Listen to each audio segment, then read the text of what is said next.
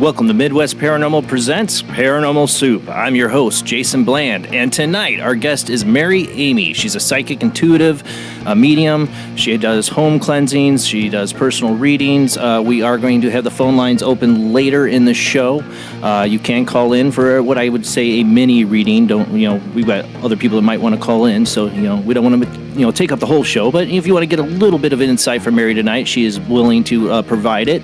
And of course, what we do every Sunday night is the World Wide Web of Weird, and we got some definitely weird stuff tonight to go over. So I've been looking forward to it. We had a week off. I am glad to be back. We had such an amazing show 2 weeks ago with Steve Huff. Our ITC night we had some amazing responses. Go check out on our YouTube channel. All the replies have been done. I edited all the videos with some help from Steve and from Bill.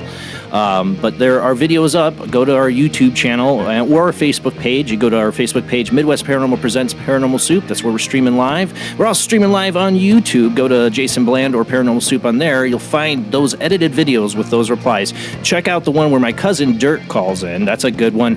And when Mary calls in for her dog, that was an excellent one. There's also one on Steve's where he did his own edit of that. Check that out. All right, let's get rolling into the show.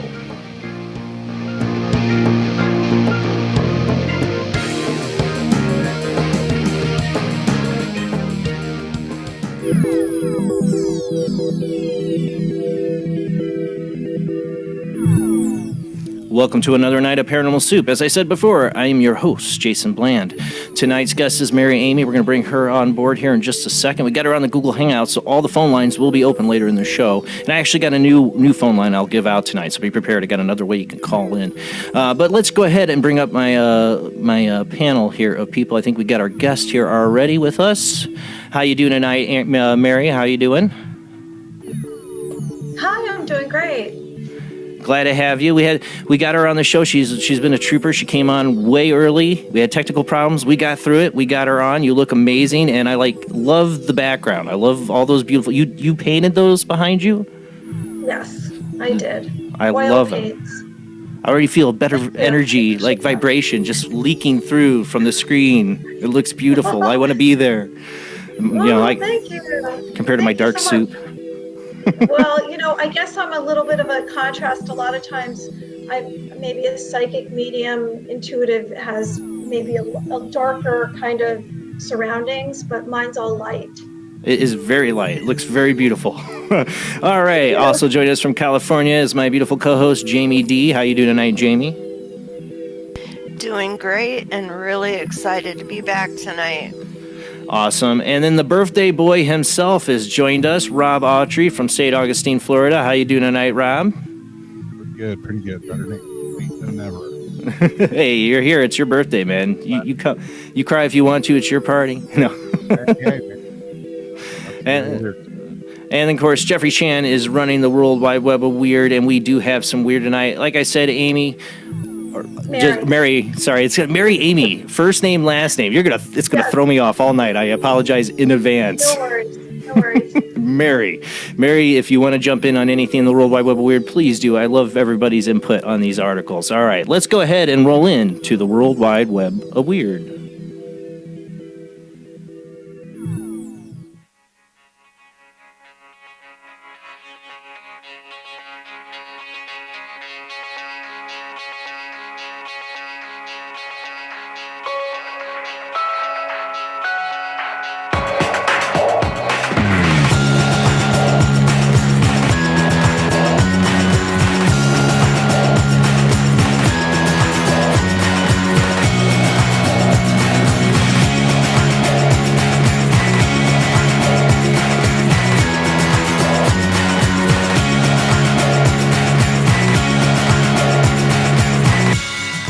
Tonight on the World Wide Web of Weird, we are going to get an update.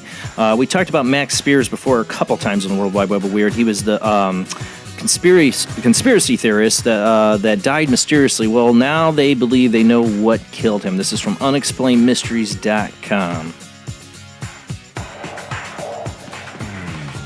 We are a webcast, people. We are live on, I used to talk about the people listening on the radio. I do have an update on that coming. I don't know if I want to say, but we do have an update. We will be back on the radio, so we'll have a listening audience. I'll have to narrate more for tonight, but I will still narrate. because this might be a podcast out there too, where we're going to get this up on the iTunes store for podcasts. So I do try to narrate some of this, but this one comes from unexplainedmysteries.com. Is conspiracy theorist killed by drug overdose? This is what the ruling is. 39-year-old was certainly no stranger to the unexplained, having long expressed his keen interest in a wide variety of topics pertaining to UFOs, metaphysical abilities, and conspiracy theories. He also reportedly believed that he had been altered as a child to become a super soldier. In April 2016, he had traveled to Poland to give a talk to a conference. While he was there, he met and stayed with a friend, Monica Duvall, who, as it happens, would be the last person to see him alive. On July 16th, she found him dead on the couch with a black liquid coming from his mouth. While conspiracy theorists have been keen to speculate that he was murdered due to what he knew, a recent inquest has revealed that he most likely took accidental overdose of anxiety medication. According to Duvall, Spears had bought as many as 10 boxes while on holiday in Cyprus and had swallowed several of the tablets on the day of his death. According to the Polish prosecutor's office, Spears had died due to natural causes, and participation of further persons had been excluded from the investigation. The case came promised 2 years ago following the comments made by his mother. This was what she said. She said, he was making a name for himself in the world of conspiracy theorists and had been invited to speak at a conference in Poland in July. She said, all the time he was staying with a woman who he had not known for long, and she had told me how she had found him dead on the sofa.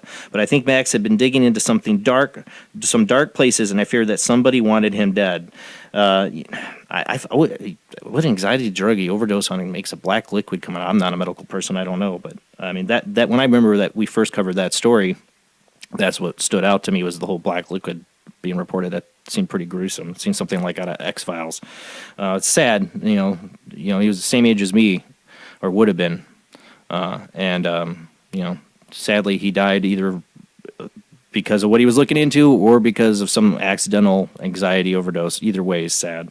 All right, let's move on. Number 2, this also comes from Unexplained Mysteries. And this has been all over the place. I always go for this website because they have really short articles, but mysterious signals are coming from deep space.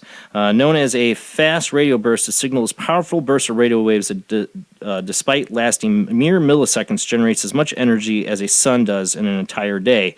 By several of these bursts have been picked up over the last few years. This one, which is coming from a source 1.5 billion light years away, is particularly unusual because it appears to be repeating.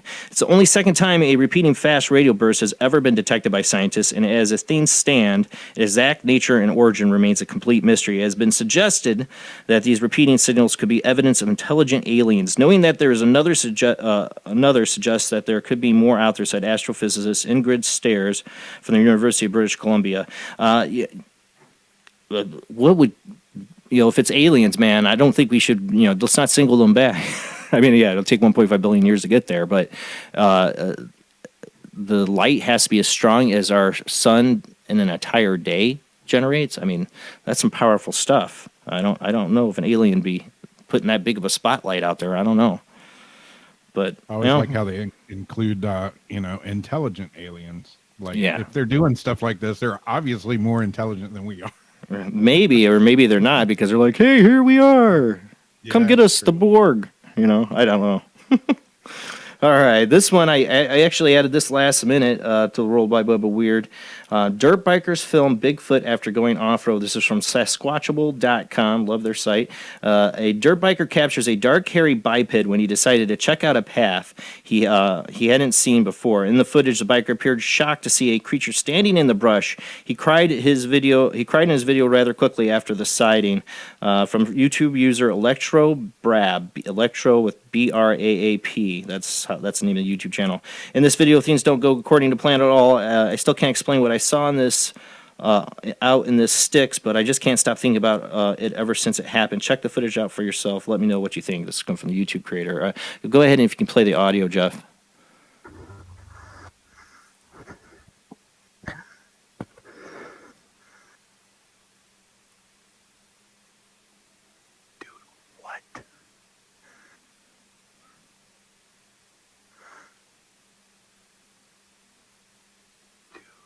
And I zoom in as best I could on the video. It's hard to see. You definitely see something back there. It looks at him, you can see it, and then he turns. It turns and walks away.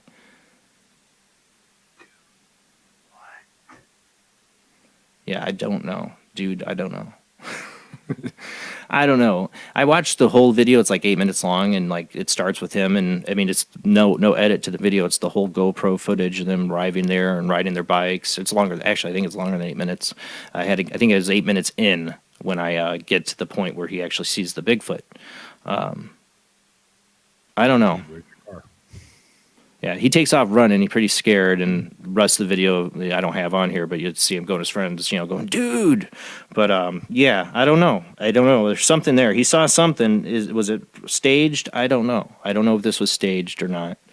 They're riding their bikes all over, and what happens is he literally, I'm not gonna, I didn't put the whole video.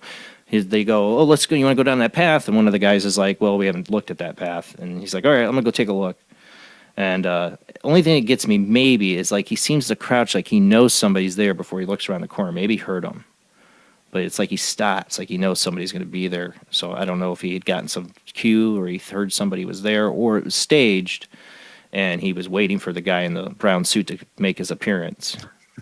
Dude, just stand out in the field out there. We'll ride our dirt bikes, man. And I don't know. Just wear the suit. Just showing footprints or something too. Was it shooting down so we were looking at footprints? That's what I thought. No, I think it was just his GoPro looking down. Oh.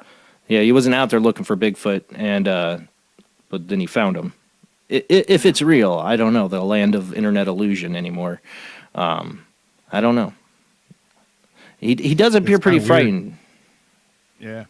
Kind of weird that Bigfoot would be on a trail frequently. It's not like they didn't give him plenty of signals that humans were around. Those dirt bikes aren't the quietest, So for the best hide and seek Bigfoot out there, this must be the worst one out of the bunch. Yeah, I think any other Bigfoots would just stay clear. But okay, all right, let's move on. That was number 3.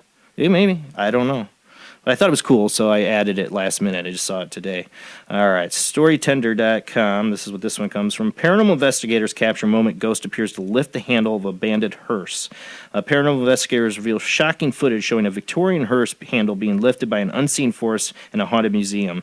Steve Wesson, 46, decided to set up a static motion camera in a haunted museum in Nottingham to capture the rumored paranormal activity on camera. When looking back on the footage, Steve was shocked to see the handle of the hearse appear to lift up, but no one can be seen in the room. The haunting footage was captured on January 3rd. Steve said the museum is home to many items of spirit attachments and oddities from around the world, including this hearse. On the evening of January 3rd, I decided to set up a static motion camera in the main auditorium of the museum after I heard that there was something weird with the old Victorian hearse. I set the camera up to face the very large old item and locked the building for the night with everybody went home. So this was overnight. On the morning of January 4th, I went through the camera footage, did not expect to see what I did. Caught on camera, I saw the handle being pushed up in the air with great force being falling back down to its original place. It was very scary, but also amazing. Steve also notes that the paranormal presence appeared to distort the camera settings, too. There's some, distortion there or whatever. It is weird. Yeah, it's pretty big handle. Yeah, it isn't. It ain't gonna be the wind or there's no wind. It's inside a building. Even if there was, nothing's gonna lift up that handle like that. That's pretty creepy. I make sure that thing's buckled down. That is good. Yeah. All right, let's move on. All right, number 5 in the World Wide Web of Weird. This is a haunted pub. We got Bigfoot, ghosts, and alien stuff tonight. Beer glass explodes on camera in haunted pub.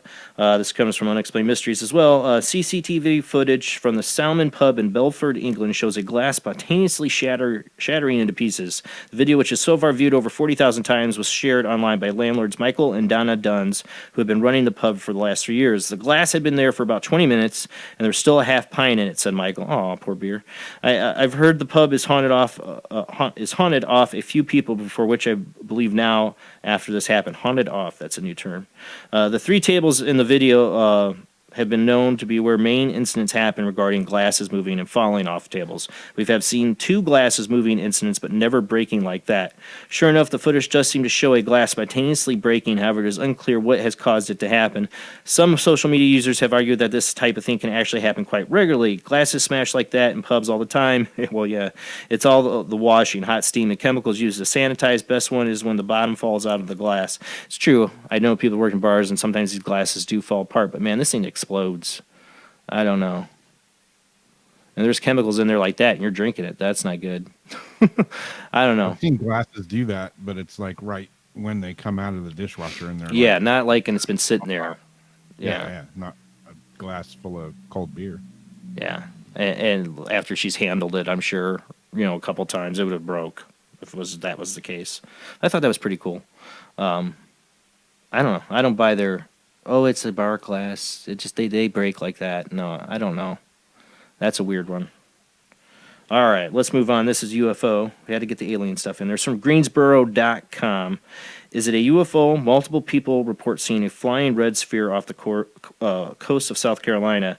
South Carolina woman, oh, of course, an ad pops up on my tab. South Carolina woman says she filmed a possible UFO off the shores of Carolina, Kiowa Island on Christmas Eve, and other witnesses are stepping forward on social media to report they saw the same thing, a beautiful red spear.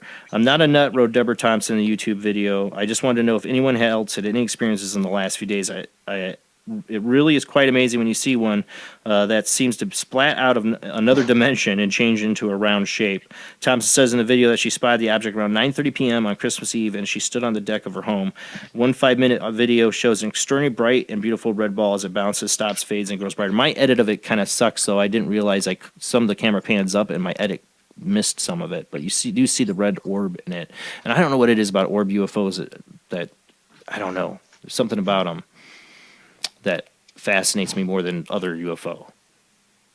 Like, there's something different. I don't know, like living beings. I don't know. You go ahead. I think this video did have some audio of her talking when she sees it. Go ahead, Jeff. Here in the sky. Okay, I'm trying to catch this. I don't know what it is in the sky. It's this red sphere. And it just came outside.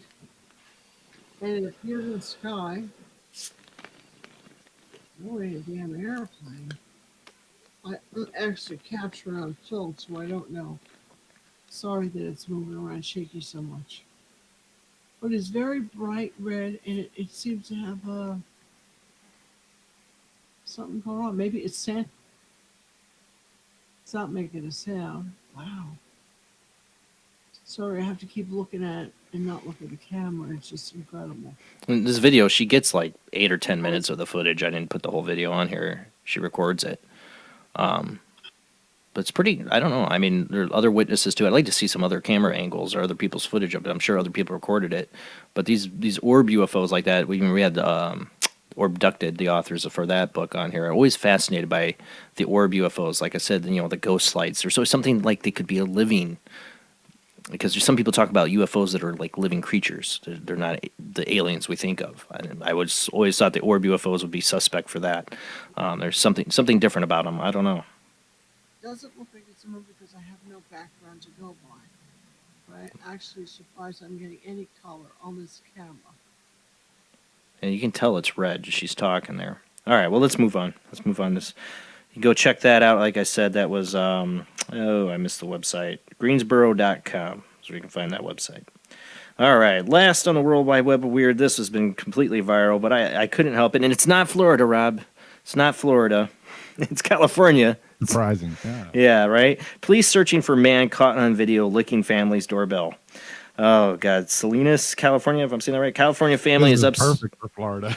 When I first saw it, I was like, oh, don't tell me this is Florida. But it isn't. California family is upset at a creepy trespasser who took gross to a whole new level. Pretty creepy stuff, said doorbell victim Dave Dungan. Doorbell victim. Wow. Comical in sense, but we have to keep our eyes open. Make sure it's nothing more than that, said Francisco Javier Estrada, told the KION.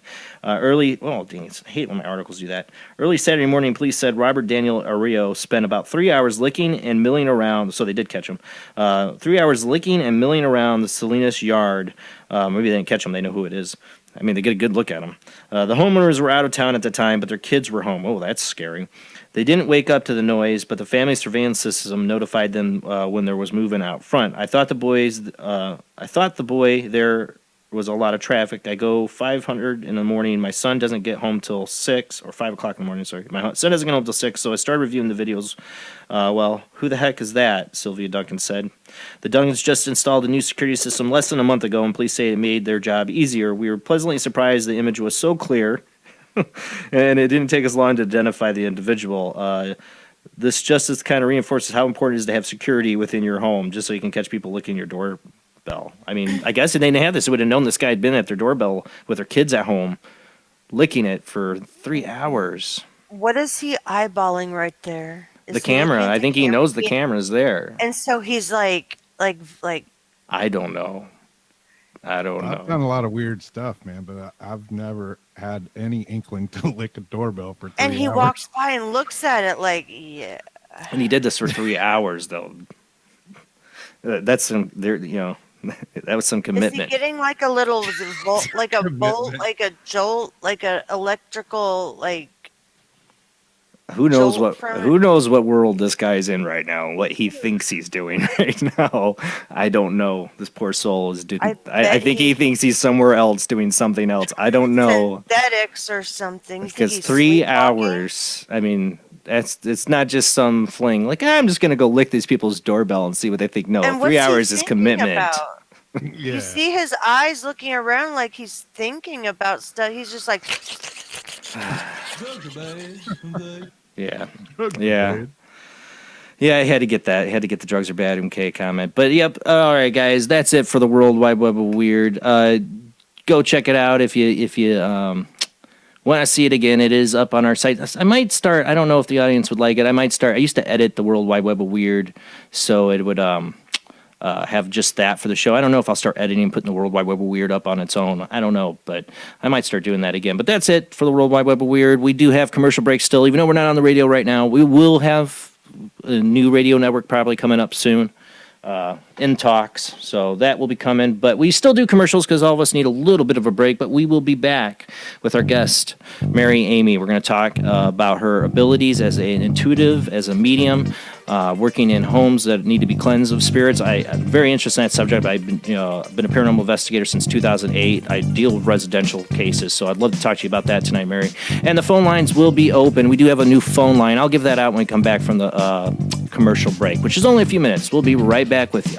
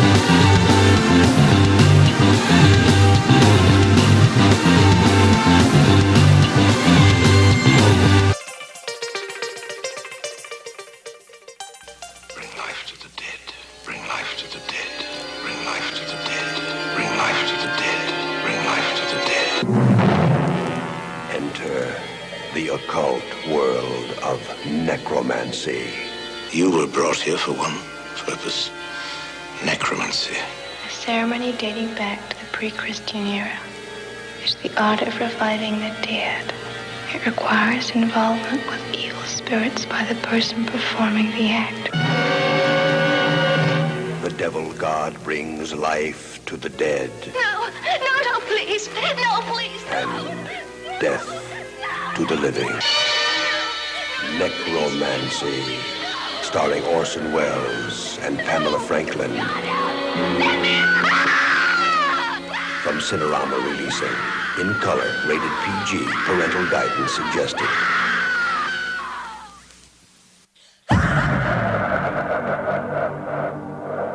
If you are interested in discovering the truth about the paranormal and want to hear from leading researchers in the field, join Justin Brown on his 3 weekly shows named My Paranormal Soapbox, Necromancer Live Show, and the Supernatural Symposium, live on Facebook, YouTube, and InterfaceDeath.net.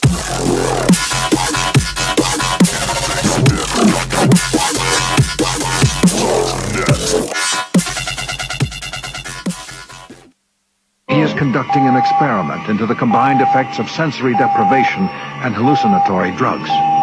The subject of the experiment is himself, and the experiment is out of control. Ken Russell's Altered States, a film that must not be missed, is in the West End now. Altered States, Certificate X. Hello, I am Fernando Martinez. I think by now you know I am an emotional kind of guy. People stop me in the street and say, Fernando, what the hell is wrong with me? Silk shirt, hairy chest, enough aftershave to drown a household pet, but I still cannot get a woman. I tell them you are an ignorant fool. Without a symbol of power and fertility around your neck, what kind of woman is going to respect you? That is why I have teamed up with Medallion Man, the shop for medallion needs. Medallion Man caters to all levels of masculinity. For the strong, silent type, a medallion the size of a hubcap will say everything that needs to be said. Even singing medallions for the Casanova, who knows music is the food of love. Model trains, dollhouses, diapers, whatever your interest, we've got a medallion for you. Don't forget, every woman knows if you can't support a medallion, you can't support a family.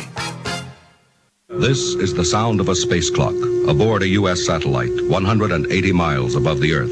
No one winds up this timepiece.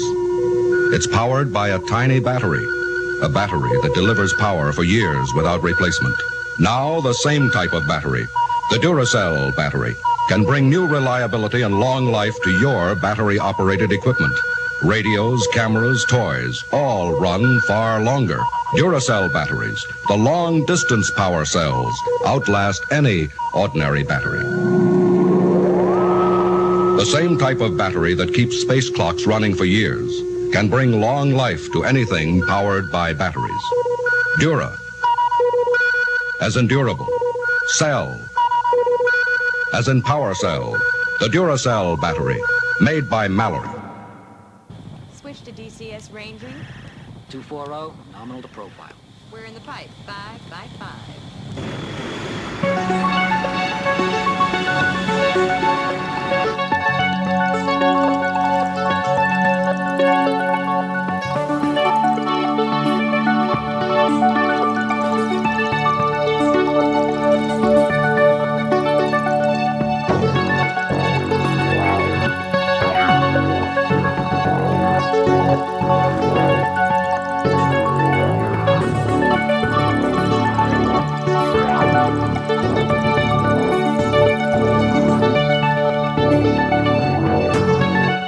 Tonight on Paranormal Soup, our guest is Mary Amy. Mary Amy was born an empath and raised in New York. Mary was always able to connect with anyone's spiritual essence through her extrasensory abilities. Mary has utilized her clairvoyant gifts as an intuitive and spiritual coach for 5 years. She receives images, symbols, divine messages, having visions, and premonition dreams. Mary communicates with and senses those who have passed over. She sees and hears from dark entities and clears away their negative presences attached to clients in their homes. Her private clients have ranged from GMs, stay-at-home moms, lawyers, investment bankers, marketing executives, entrepreneurs, business professionals, musicians, and teachers. Mary gives psychic readings at corporate events and parties. Mary is a certified wisdom intuitive Reiki Master, white light healer, and ordained minister. Mary dedicates herself to healing positive outcomes for her clients. Mary is also a member of the Westchester Holistic Network and the Association of Reiki Practitioners. You can call into the show tonight. There's a few ways you can do it. There's 2 phone lines, 2 Skype lines, 3 Skype lines. The Soup Live Chat, 800 Live Chat, is the video Skype line. You can call in. We can see you. Mary can see you. We've had some problems with that. We didn't get a chance to test it out tonight. So call in at your own risk on that one. Might work. I don't know. We'll give it a shot.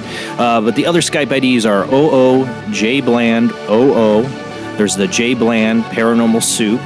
Those are those two Skype IDs. And then you can call in by phone at 219-230-4444, or you can call in at the new phone number we got. It's 260-225-19, or 9, oh, I got that wrong. New phone number, right?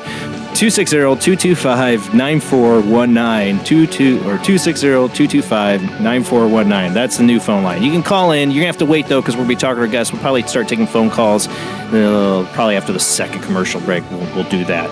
But let's get to our guests.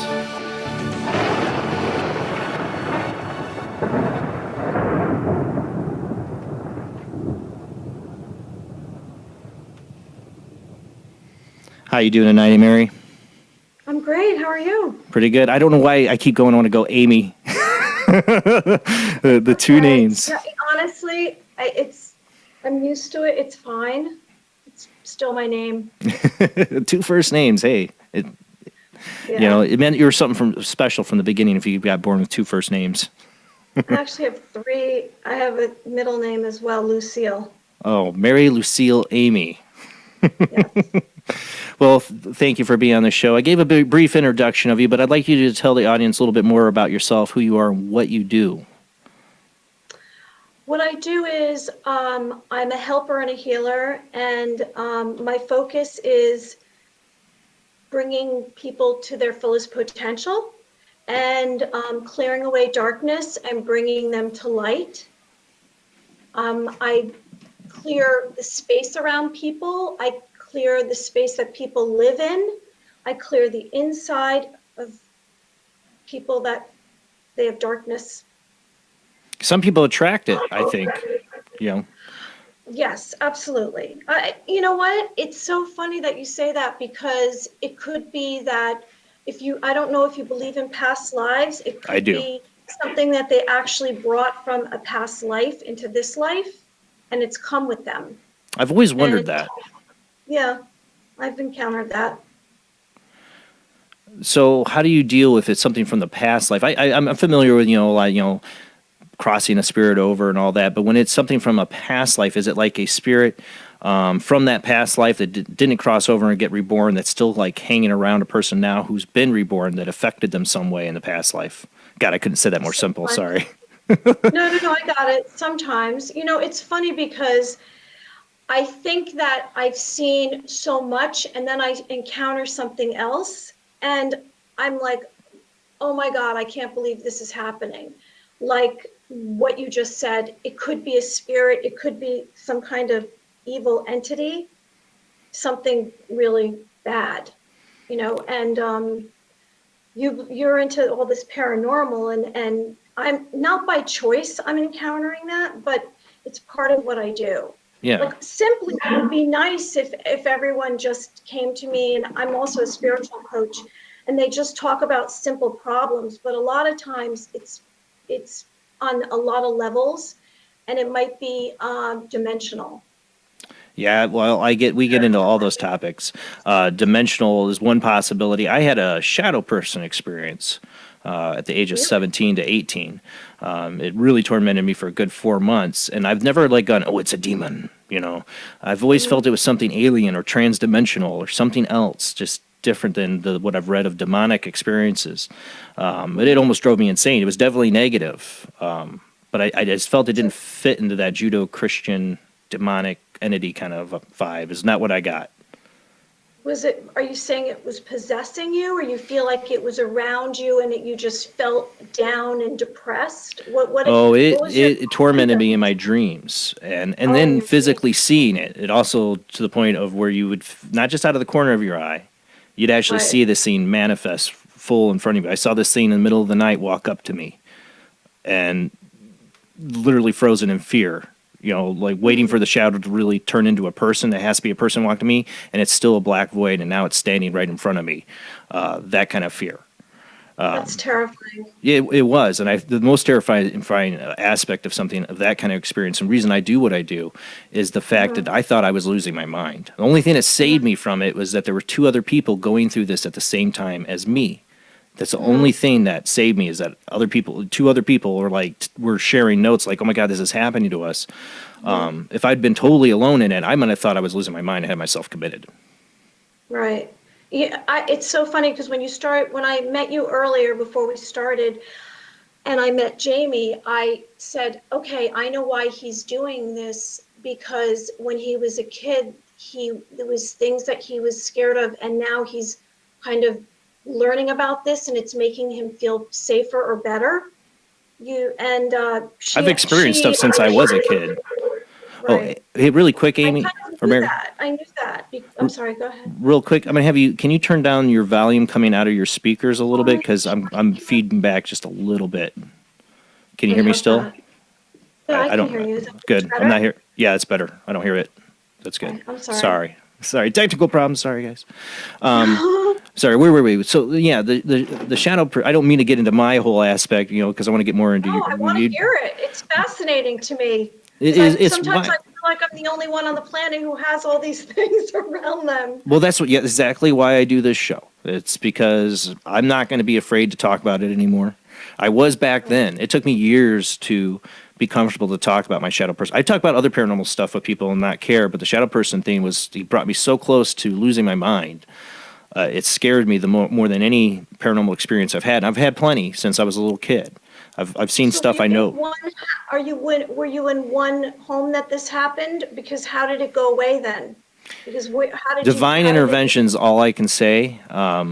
I saw an older man. Basically, it all ended one night, and I know my audience is like, "Oh, here's the shadow person story again." It all ended one night with me being levitated up off my bed 3 times. I was lifted up to the point where I woke up and my face was touching the stucco ceiling. I could feel it touching my face, and I'm like, "What is going on?" And then something threw me down. I'm like, and I couldn't move, and it picked me back up. And then it threw me down, and then it was one more time. And as it was picking me up, I always think it's like, God, I'm a Gnostic still, but I believe in a higher power. After this, I just reached out and said, God, please help me. Just please help me, God. I couldn't talk, but as in my mind, I'm screaming it. And there was this bright white flash, and I saw this older gentleman. He had glasses and suspenders, and I first thought it might have been one of my great grandfathers, but I think it's a different great grandfather. I've seen a picture of it. I'm like, oh, it really does look like him. My great grandfather Bach really looks like him when I seen the pictures. And so I don't know. I had a great grandfather step in and kick its butt out because I didn't get bothered by it again. But it was 4 months of this, and a lot of synchronicities and bad mojo things happened. My cat died. My band broke up. Girlfriend was cheating on me. But all these things, this thing would show me before it would happen in my dreams. It like to torment me and be like, "See, I showed you." I drew pictures of my shadow people because it drove me so crazy. Mine weren't negative, but mine were very negative. And it went to it knew your weakest point was, like in your dreams. It went after all your insecurities and fears. Evil goes after your fear. It's funny, you said you didn't think that it was evil. You just were calling it a shadow man. I didn't think it was evil. I thought it was evil. I don't think it's like the demonic, like it's a fallen angel kind of thing. I don't know. You know what? There's different levels and different energies that are stronger than others, because if you're dealing with something that comes into this dimension like that's darkness, for it to be able to move things and move someone, it's very strong. It's very powerful. Yeah. I would say that the gentleman that came to you would probably be someone from your family that was coming to save you, because it had some kind of strength within your system, this man, because he's from your family. So in other words, what I'm trying to say is, because he's connected to you, he was able to maybe get rid of this. Right. Because when I actually have had, not that situation, but when I had something tormenting me that someone else kind of attached, I was presented with it and then it attached itself to me and came home with me. I did the same thing. I did prayer and I begged God and Jesus and Virgin Mary to please help me. And I had to be levitated up off my bed before I decided to call over help, I guess. It took to that point. Yeah, but you weren't experienced. Look, no. I didn't believe in any of this. I thought it was like, really, I didn't, until I started experiencing it myself through other people that were kind of playing with what they thought were ghost hunting and such. Mm-hmm. They think it's so much fun, but you don't mess with this stuff. There is a It danger. can be really serious. Oh yeah, I was just. I mean, it's funny how sometimes I get my shows. I'm like, these are conversations I've been having all week, because I just watched Zach Bagans' Demon House, and I've joked on the guy, but I thought it was a really good doc. I actually really liked it. I actually really liked the documentary, and I'm gonna get hate email or messages for that because I know he has haters, but I really liked it. And he had oh god, he had some good names on there. Barry Taff. You had some good, real solid people involved in that documentary that experienced major health problems. Zach's eyes went cross-eyed. He can't see right again. He could go blind if they had surgery. I mean, there's crazy stuff like that. There's health risk involved. There is. Most of the time, I do a lot of residential investigations. So, and like you do clearing of houses, I tell clients it's a very small percentage that can really hurt you or do anything. Absolutely. But there is that small percentage. Right. And then those people, what I do is very unconventional. Those people are desperate. Yes. They're just so desperate, they'll try anything. Yep. And it's not easy to get rid of a dark entity. I feel lucky. It's almost impossible because I can't do it solely. The person who lives there has to be involved because they live there. They have to tell it to leave. Right. There's so many steps involved. But that's kind of the first step. One of the things as an investigator, I was just say real quick, one of the things as an investigator, we were just talking about, we have a Good Talk thing plug here for that. We do before the show. It's you can watch our text chat and we talk about paranormal subjects, and we were talking about home and residential investigations. And one of the things, I tell people is, don't talk about the incidents in the house. If this scene feeds off of fear, you don't want to ramp and get the fear up while you're in there. Don't watch scary movies. Don't feed it. Cut off the energy that the scene's giving. But I believe them when they tell me, because people tell me, people are like, well, why would you believe them that this happens? Because I've physically been lifted off my bed. I know how powerful these scenes can be in those rare instances, and I feel lucky I got away with it. I got away from it, and I say got away with it because it was one of those young, stupid, I poked the bee's nest kind of deal that I got this thing to follow me and two other friends. It tormented all of us. Mm-hmm. That was a big mistake, but here we are today. Right? I learned. I don't do that now. Well, I think mine felt almost more like guides because I had mine my entire life. I would go around kissing shadows. Yeah, that's right. My parents would watch me, and mine didn't look like the typical people. I would call it like Mork from Ork. That's what it reminded me of. And accompanying these three shadows, I had a woman apparition, which I had seen 7 or 8 times. A family friend years later saw the same woman, and to this day I always still feel like I have the 3 always around me. Well, your shadows might not have been my shadow. I'm saying, like, exactly. It's two different. A shadow presence can be a lot of different things, but that's exactly. This felt alien to me, and that goes down a whole other rabbit hole I'm not going to go down tonight of another experience of mine that was similar in feeling, and that one was alien. And that's what this scene felt like. So when you talk about other dimensions and these scenes coming from parallel dimensions, I'm on board because that's how I felt about this thing. Yeah, it's okay. So I'll give you an example of what happened. A situation where I went into a home, and the resident complained that different appliances were turned on, and there were doors opened and closed, and there was definitely health issues. And it's interesting because, like, I see through, I don't know what you want to call it, I guess through my third eye, but I get a glimpse of, it could be a demon, it could be some kind of witch or some kind of dark entity. And then I also see beautiful things like birds and, positive, maybe angelish kind of entities. And so I saw this thing, but I didn't want to tell the woman. because I thought she was going to be like, you're crazy. And I thought I was crazy, but I saw this thing on the ceiling. And then as time went on, because I worked with her for almost a month, it had left markings, which the markings made sense with what I saw. It's confidential, but I'll just leave it at that.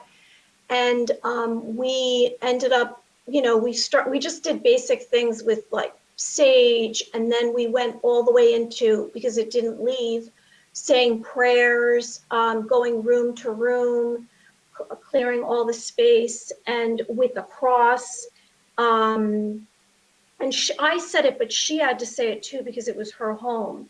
And then there were some more weird things that happened.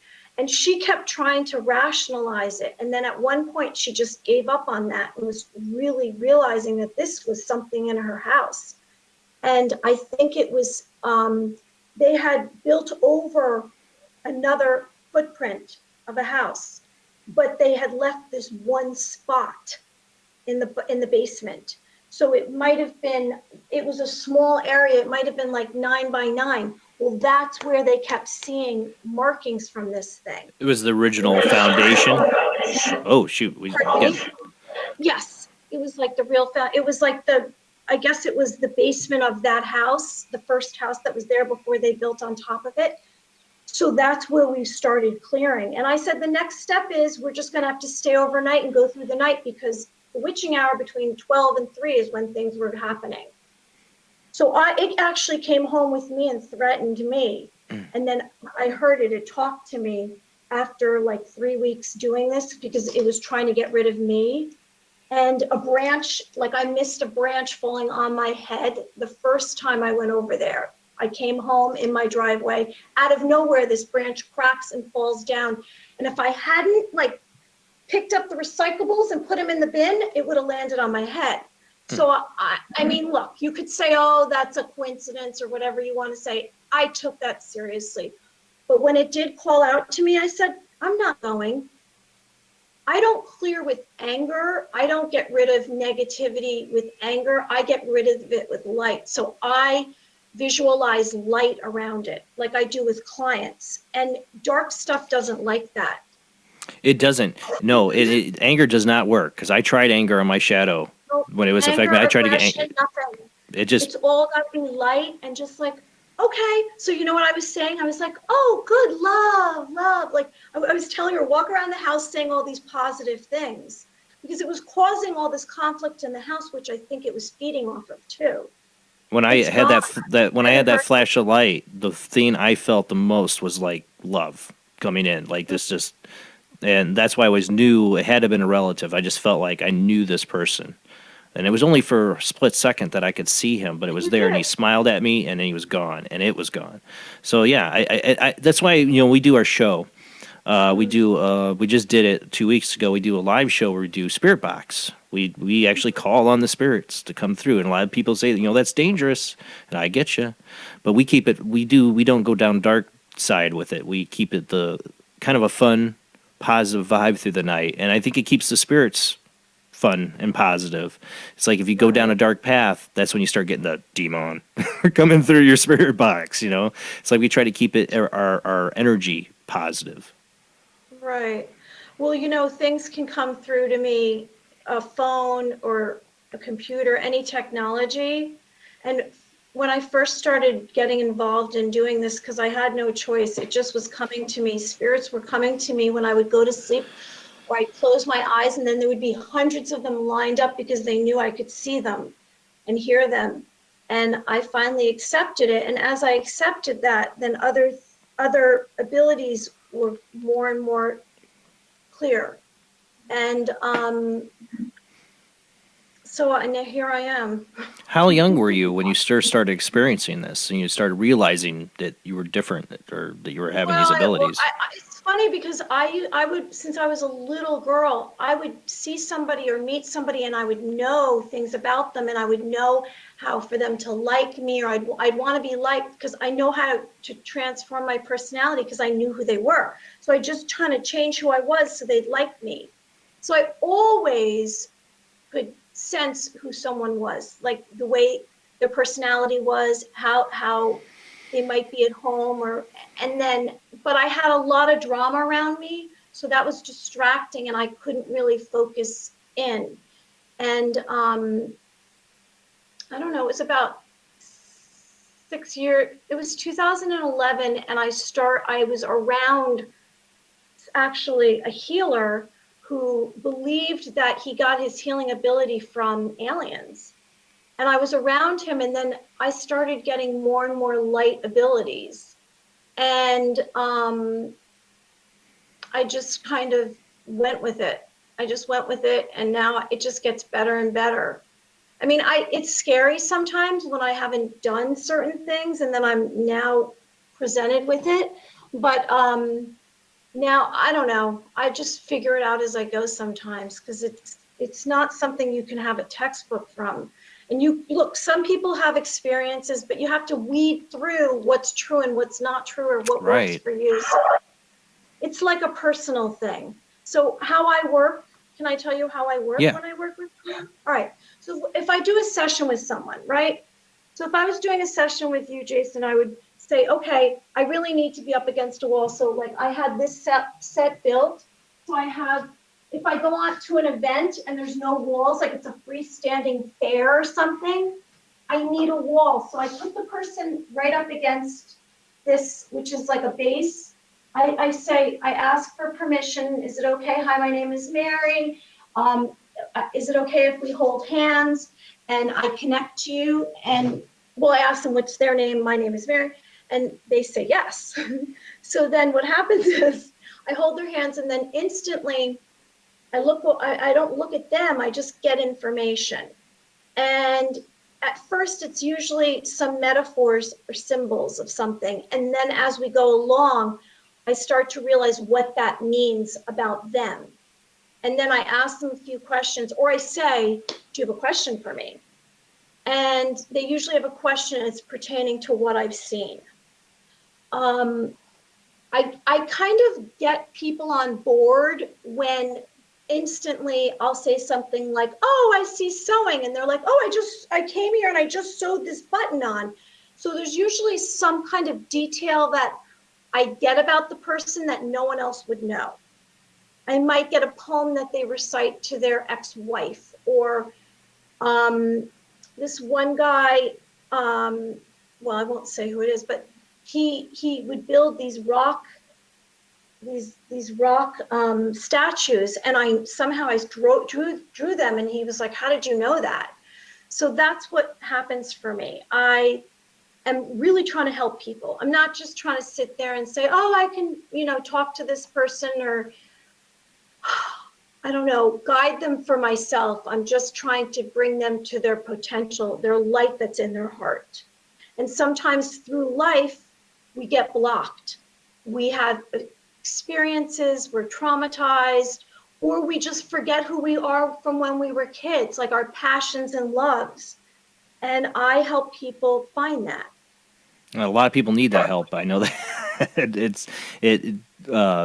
work, life, it gets you down, and you do forget about the things you cared about when you were a kid, or your passions and that. I that's what got me doing the show.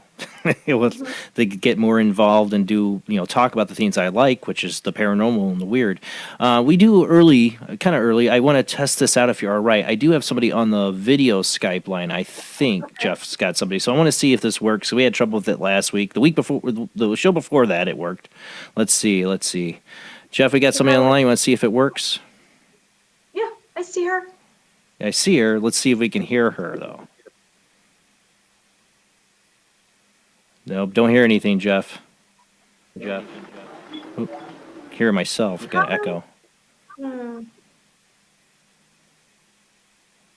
Might have to have her call back on one of the other lines then. If you hear us, call back on the J Bland Skype line, or any of the J Bland Paranormal Soup Skype line. Try those, because I think this one we're still having issues with it. So have her call back on one of those, and I'll take her call. All right, back to where we were though. Clearing like this, the negative energy around somebody. because you have homes, but you also have people that have it somewhat attached to them. Like you said, a past life or all that. To clear somebody, do you have to have them physically in front of you to do that? Or do you do kind of, I've known mediums that do remote cleansings. That's what I do. So, okay, most of my clients come into the office that I work out of in Rye. And what happens is we do a session. I hold their hands. It's an hour. Hold their hands, get their information, and then I start making suggestions about whatever it is that they are looking to change. And then part of what I do is when I'm not with them, I come home, I put my headset on, and because I'm an empath intuitive, I can really get their essence. So I have a picture, I look at it for a second, and then they're in front of me. So I clear the space around them with light, with white light, with light. And then I will see if there's something there. Now, I do see it if someone's in front of me too, or if I actually am going to meet the person, I even know ahead of time that they might have something dark. It's weird. Even if I haven't spoken to them, I get some kind of vibration. So when they're not with me remote, I clear it. And let's say I see a dark entity or darkness or something in their body that's sick. I clear it out, I take it out, and then I replace it with divine light or pieces of nature. Now I can do clearing. It's the person actually has to do some of the work as well. I would so think. I don't, let's say I did a session with you, Jason. I wouldn't go home and do a clearing on you that night. It's between 1 and maybe 1 day and 3 weeks. And I wake up one day and I go, it's time to do the clearing on that person because they've done some of the work themselves. Gotcha. So, I'd say we do have that other person on the line. I think, hold on, let me see. Oh, we did. We lost them, I think. Oh, nope. I think they're there. Let me see if they're on the line. Hold on. Okay. You there with us? Said it was active. I could see them. Well, they'll call back. Okay. They were there. They were there a second ago. The moment I go to get them, that's when they hung up. All right. Well, try calling back, whoever that was. Maybe I can call them in a minute when we come back after the second commercial break. I'll see if I can get them back on. But, clearing that kind of energy, too, does that take any kind of toll on you? Does that physically affect you at all, doing it? No, not really. It helps me. It's funny because when you do a healing, a clearing, it actually brings more life to me. I don't know why. I don't know if it's because I'm doing something positive, but I actually feel good.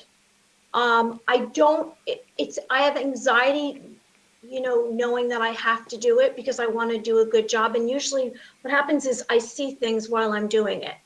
And symbols will come up and then I send results to the client. What I do get stress over is, like I said, if something comes home with me and then I can't get rid of it. And that sometimes it's a few hours and sometimes it's a few days. And so it tortures me kind of. It goes after my fear because evil things or dark entities feed off of fear and negativity. Well, yeah. So, but you seem like a pretty positive person, so it must not stick around too long because they wouldn't like your energy, right? Absolutely not. Because it's something that I've already had happen to me, then I know what to do. It's funny though, because sometimes things scare me so much that I won't look at it directly. And then when I finally say, like, if it wakes me up in the middle of the night and I'm like, oh my God, it's right there in my room. It's when I don't look at it. When I look at it, then I'm not scared anymore. But it takes time for me to actually look at it because I know it's a scary thing. And then when I see it, I'm like, okay, I don't even say it out loud. It's like mentally I say, okay, I'm going to put light around you and let's see what we can do for you. And then all of a sudden when I do that, it freaks out because it doesn't want any light. So it's, it's, I don't know, it's a learning experience every day. I think I think, what I tell clients too is, like I said, I tell them not to talk about it in the home. Don't watch scary movies. Don't feed it the energy. One of the things I've told people too is throw a party. Maybe a non-alcoholic one. Don't let it get too crazy. But have good friends over and good vibes, and that can change it. It can change the dynamic. Sometimes just enough to stop the activity. Most of the time, though, what I see people say they think is negative, most of the time it turns out it's just a spirit. It's not some dark demonic entity that's playing their home. It's just people's lack of understanding of it makes them think it's something negative. Right. I'm sorry. We haven't even talked about that. So spirits can live in space and time from my experience. And sometimes you don't even know that a spirit's in your house because it's not kind of doing anything that's showing itself. It's when the negative spirits come along when you're in their space and they want you to get out of it. And then they kind of try to get rid of you. But I'm not someone that I don't sit around and I try to find the spirits. They actually contact me. Like I'll do a clearing and then maybe someone's relative will show up. Or if someone's in person, I can actually say, oh, okay, this is who you have around you. Or if someone says, I would like to have a conversation with that person. And then they ask me and then I see someone and I kind of see personalities. I'm not good with names, with people either, unless I see it, I'm visual. But I see, the person when they were alive, their personality. Well, it seems like a lot of the information comes through like in symbols and in images for you, right? So you're not getting a lot of audio. You're not hearing their voices. You more see symbols, or you hear the voices too. Well, that's interesting. I do get messages, but it's not like how you think. It's weird.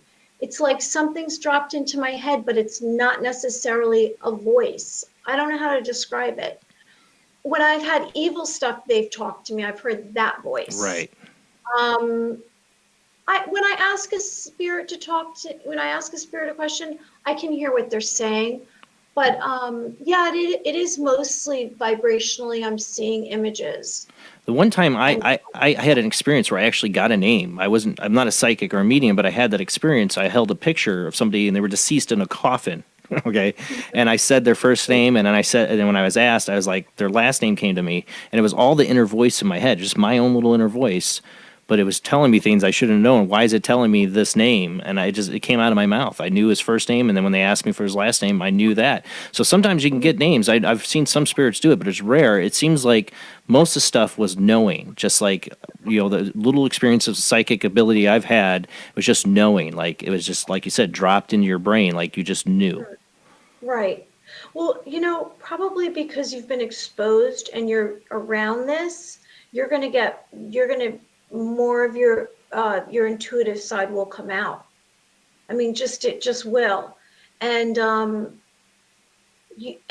don't, it's so funny because people say, oh, I don't believe in that. A lot of this, it's not even about believe. It just happens. Like it's not like I'm like this huge believer. It just happened to me. Yeah, exactly. I mean, you're just going with the flow with what you're experiencing. I'm going to give Jeff another try. He's got somebody hanging. I think it's the same person. Jeff, if you want to give that line a try, we'll see if they can hear us. If she's there, go ahead and talk. I don't know who it is we have on the line. See if we can hear her. Because that's been our problem lately. We can't get the audio to come back. No, not hearing it, Jeff. It's the same problem. Oh, I hear her, but she's really quiet. Oh, fine. Fine. Okay, hold on. Okay, now I hear you. Can you hear me better now? Yes, definitely better. Thank you for calling in. Who do we got? Hello? Now can she hear us? Can you hear us? I can hear you now. I mean, Might be a delay. I used to use complicated, I swear. Hi. So wait, just to confirm, you guys can hear and see me? Yes, we hear and see you. All right, I'm gonna go to a place where I'm able to, sit down, because I didn't know if I was gonna be able to be tuned in. So just 1 second. Okay. This is live TV for you. It was like she was dancing in space, and she was moving right back. Okay. Okay. We're like live on scene. I know, right? Fascinating Hello, person. first of all. You, Jason, just so you know, I don't know if that's normal or not. I'm kind of new to the whole way it works. Well, go ahead and just but yeah. add.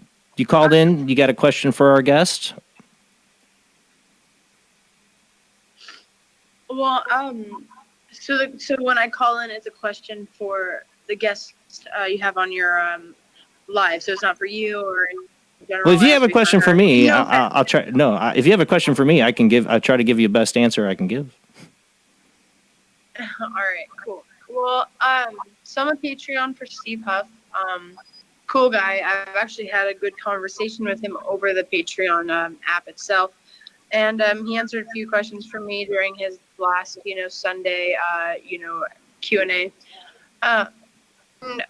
Basically, long story short is I just now learned recently how to help spirits that have asked me directly for the help towards, the light or to a better place. I'm assuming, earthbound, souls that haven't crossed over, whether or not it was because of the traumatic passing or because they weren't able to let go, and then now they just aren't sure how to get to where they're going. So that's cool. But okay. Well, then I guess I'm just curious then when your next, because you have a spirit box that you customly, have and use. Am I correct? Yeah, actually, I got one from Michael Todd Phillips, built one, and then wanted a new one, so he gave me his old one, and then I've added stuff to it. So yeah, we do. The 27th of this month, January, will be our next live ITC show. Should be. Okay, cool. All right. So then, all right, cool. So then from when I tuned in, so you, Mary, correct? I'm sorry if I'm incorrect. Yes. Yeah. You said you're empathic, correct? Or yes. I don't know. When I first tuned in, I felt like I caught, the wrong part of the conversation. I wasn't there from the beginning. It's all right. It happens. Yeah, I'm empathic.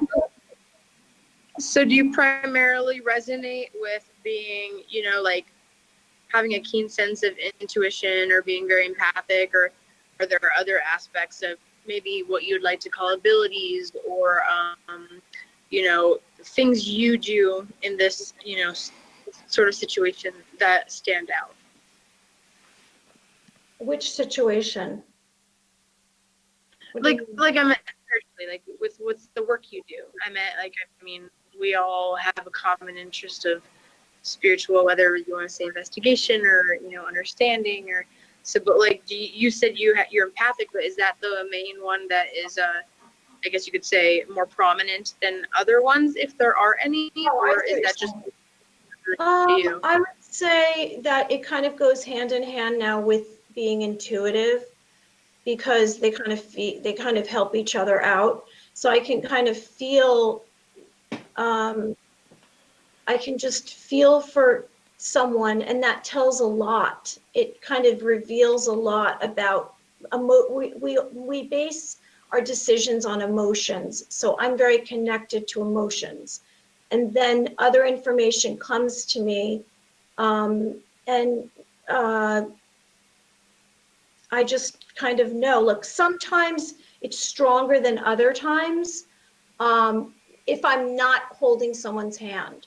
So, like, I might. You're touch you, and then it'll come in whichever way form it represents itself. You have to be in person to be able to see these, whether they're messages or information from that person. Like that's why you said earlier that you ask them politely, "Can I touch your hand?" Exactly. So it's like you need some kind of permission. Right, I do. And that's been kind of what's been happening to me my whole life, where I felt like I was invading people's privacy. And I could tell instantly if someone was lying or not. And now, that's how I solve it. I ask if it's okay, if you can give me permission. Now, if someone gives me permission, usually after they leave me, I continue to get information about them, and then I just text them what else I find out. Especially if they give you the permission, you probably just tune in so tough, and you're just all of a sudden like, "Whoa, I didn't even need to know that." Just kidding. Yeah. Sometimes. But, I mean, that's a very cool and it's a wonderful ability to have. When I was younger, and then all the way up until just recently, I've had. I didn't really know it was considered an ability until I was, further into the whole spiritual, realm concept, because, I believe in spirituality in the universe. That's my religion, you know what I mean? But when I was growing up, I never quite, it wasn't considered normal to see colors around people. Like, if you're at the YMCA, and you open your eyes underwater, and then you look at the light when you come out of the water, and there's that fluorescent, around the light itself of different colors. Well, I just, I never actually thought to bring it up, because it just was, it's almost like bringing up the ability to hear something. It doesn't really come up in conversation, because that's all you know. So for a very long time, I was able to see without even needing to know who they were, their base aura. But I don't think I was ever able to see their core aura, as in, because it's always changing, I mean, influenced by emotion, influenced by, it's like a mood ring. Like auras are just rings, really. I've actually seen them. I've seen auras since I was a little kid, and I had my period of time where they went away in my early 20s. After the shadow person experience, I started seeing them again. And I remembered when I was a kid going, why doesn't other people see this? Well, see, I thought it's so funny, because when I was little, I thought everyone kind of felt as much as I felt, and I couldn't understand what I didn't realize that people didn't feel how I felt. So I could kind of delve into a relationship and really find out who the person was and get out of it, and then they're still attached to me. So it's, it has its pros and cons. I mean, it's just an adjustment. They're so attached to you, not to interrupt. But do you mean like residually, like after you have your contact with whoever, like when they're gone, you residually still feel whatever you perceived or shown, and so on and so forth? Well, I was talking about when I was a child, but about what you said, how I clear myself is I clean my hands with salt. Salt takes it away. And then I sage. When I sage, whenever I do a clearing, I sage after, because I don't want whatever I took off of them in my house. Yeah, definitely not. Right. You don't want your vibrations to influence your overall vibration, because that would suck, because that's like basically taking baggage in a relationship, but spiritually. No, I mean, that's, I think, an amazing quality that, I guess you could say you were born naturally with the ability to do so is beautiful. I mean, when I was younger, I was able to see full-on manifestations, not for very long time periods, but to where I stopped sleeping alone in the bedroom I had. I started sleeping in my mom's room, because I didn't quite, at 9, maybe 8, understand who I thought was, a gardener, and then when I'd go up to say hi, they all of a sudden disappeared after they took a right. I mean, I was just like, but I'm talking about full-fledged manifestations, not. Yeah, they look like real people. You wouldn't know the difference. Way that they weren't even transparent. Yeah, I had that same experience. And you, Jason, I saw, or I was hearing you in one of your sessions with, I think, Steve, saying that you had your cat manifest at one point on your bed. You even heard. Oh yeah, full materialization. I could hear her purr. She was completely there in front of me. Oh yeah. Yeah, and it's actually beautiful, because the energy it takes even for to manifest into such an extreme is a lot of to say in itself. But, you know, as I got older, and I think this is why children are more susceptible to being able to see maybe anything or manifestations more clear, is because of not only our pineal gland being less calcified, but also because we don't have the kind of, you know, the third eye blockage that, you know, you develop as you get older, whether it may be the way you eat, drugs, your meditation. The kids' brain functions are completely different than us. That's the other. A child's brain functions completely different than an adult's. There, you know, so there's a lot more ability probably for them to see. I know I saw full body apparitions. I thought they were real people when I was a kid. Well, what was your first name? Stasi? Yeah, my name is Stasi Sarhone. I have a little light that's on my phone. Yeah, my name is Stasi.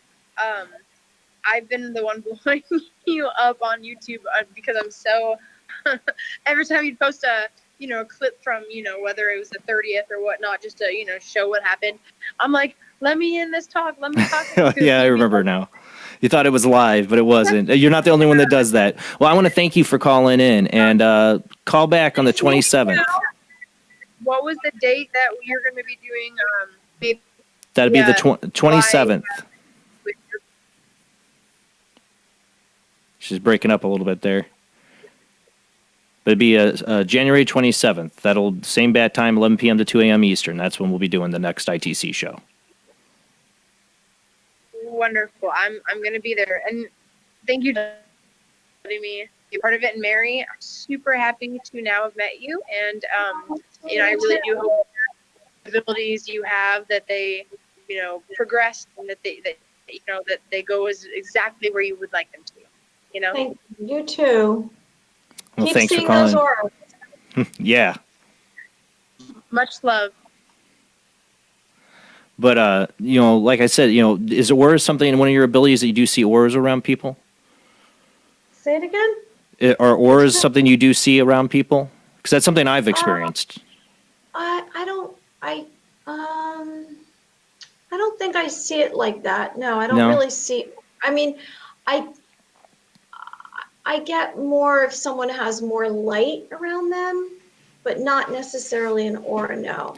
I've met people that see them in different ways. Aura is, you mean like color? You mean color around the person? Yeah, I will actually see physical color and shapes in people's energy field. For me, you know, if I focus on trying to do it, I can do it. But there's times it happens when I'm not trying to do it, and like basically somebody walks in front of a white or a pale black surface, and they walk by it, and I'll get a flash of the aura, and I'll see shapes in the aura, like triangles or circles, or sometimes I've seen faces. I know I give out this. People are like, "You're not a psychic?" No, I'm not a psychic, but I have psychic experiences, and that's one of them. And it started in my 20s. I would also see these blue sparks of light that'll fly around and fly into people's heads. That's creepy enough to me. I get sparks of light. I get that. I've seen that. I've seen. I get the sparks too. You do? Yeah. I started seeing it when I was 20. It was a really weird experience. Sorry, go ahead, Jamie. Sometimes it's like little glitterly iridescent, like wrapping paper, and it'll be like little confetti, and you'll see it just kind of sparkle down. I'll see them zip around and fly. And like I said, I've seen them fly into people's heads. I've seen them spark and turn into a shape in an energy field around somebody. Yes, I'm not psychic, people. I do have psychic experiences. You know, I don't know what's going to happen tomorrow, you know. But I have these experiences. I see these things, and I don't try to most of the time. It just happens. And half the time, I don't know what the color of that aura means. I just see it. So for me, what seems to happen is it's almost like, because I'm accepting this, I'm inviting other experiences that are deeper. Is that what happens to you as well? That you're since you're open to this, it's just you're continuing to have more deeper experiences related to paranormal? I think so, because like when I started having the aura, I know I saw them as a kid and then it went away. When it happened to me again and with the sparks, I was getting into the occult. I was getting into investigating it because of my experience at 17. At that point on, I was, I'm still agnostic. I still question things, but I stopped questioning if there's an afterlife. I stopped questioning if there's things out there that could physically harm you. I do believe that. So I approached it cautiously, somewhat cautiously. But I started getting into the occult. I started working. I actually had an experience. You talked about your third eye. Before I knew what a third eye was, I had this pressure, and this wasn't long after the shadow person experience. I would get this pressure and spinning in the front of my head. And then it would actually happen like in my throat and in my chest. I didn't know anything about chakras then. Somebody told me, I would go to this bookstore. They're like, oh, you need to read up on chakras. That sounds like your chakras. And I had this whole experience. It was like, it felt like my head was going to explode with the pressure from it, and even like coming out my chest. And that's when I started learning about chakras. So all that was happening at the time. One day I was sitting out on a porch with my cousin, and we were both like getting into like looking into the cult and, asking the bigger questions. And we started seeing, I'm like, dude, I see these blue like sparks like flying around us. He goes, oh my God, what is going on? Like he backed up, like, cause he could see him too. And I don't know if he still does, but from that point on, I see him here and there. It's not always I see him, but it'll be at an instance and I'll suddenly see him, or I'll see him around a person. It sounds like, your body actually is reacting to certain things, like for you to feel that what you were feeling. And that's something, like, don't ignore that, especially since you're exposing yourself to, the paranormal. Like my body, it's so funny because I'll get some kind of, a muscle twitch, pulsating something. Yes. Yeah. And I'm like, okay, like my body will react before the experience, even like it's like warning me or something. Do you get an ear ringing ever? Or I just had one today. You're scuba diving and you get that clog, and then you'll get the ring that comes either inside the ear or outside the ear. Yes. What's the meaning behind it? I've heard theories about what the ringing is. What's your theory of what the ringing is? Trying to talk to. Yeah, that's when my guides want to talk to me normally. Yeah, it's like they're trying to communicate with you. I used to get it a lot more. Now I'm listening. And it's so funny because like I don't know how you guys are with dreams, but I got really into writing my dreams down. And for the last 5 years, I've been writing my dreams down. And do you ever do that? Do you write your do you either of you write your dreams down or remember? I have written some. Yeah. I've written. She's definitely more committed to it. I should be. I really should be writing my dreams down because they'll come back to me. I'll be in an instance and I'll be like, oh my God, I've dreamt about this. And you can ask my wife, I've called things before they're going to happen because I suddenly realized I dreamt about this. And I'm like, I know this is going to happen. We got pulled over once. I knew we were going to get pulled over because I dreamt about it. I said, I told my wife, we're going to get pulled over. There's going to be a cop behind us. She's like, no. I'm like, yep, there was, just like in the dream. It was just deja vu. But I should write them down more often. The more that I ignore things, the more I'll start getting, the ringing and such. And then I'll start pulling my cards. I'll pay attention to the time. And I had the ringing today, so I wonder what it means. I had the ringing in my ear, and I had to stop and pay attention. Well, last night, to get I have a really weird. I don't know if you have insight into this, Mary. If you can read this a little bit. Of course, we're going up on a commercial break, but I had a moment of like pure just anxiety, like imagine your worst anxiety attack you ever had, like times 100, come out of nowhere. Just last night, I was making tea, and suddenly it was like it hit me, wham, like this huge anxiety. And like I told my wife, I'm like, I have to go sit down. And then I got really lightheaded. I don't know. Yes, probably see a doctor. I know that one.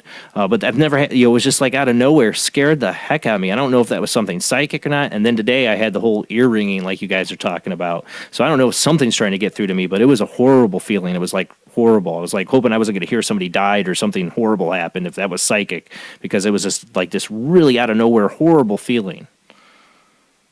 For me, when I have things like that happen, which I have that happen from time to time, usually something not in where I am, not close by, is happening to someone I know. So it might be, like you said, bad news. It might be that you're reacting to something that's upcoming that you don't even know is about to happen. You might be releasing some kind of something from your past. Like, do you ever just instantly cry and don't know why you're crying, or weep or something like that, and you don't know why you're crying? I'm not. I'm a man here. I didn't, but no. I've always figured. I've always felt the one that I am empathic. I pick up on other people's emotions pretty quickly. That happens to me a bit. But yeah, I'll get the sudden rush of emotion. I don't know where it's come from. Yeah. Oh yeah. Yeah.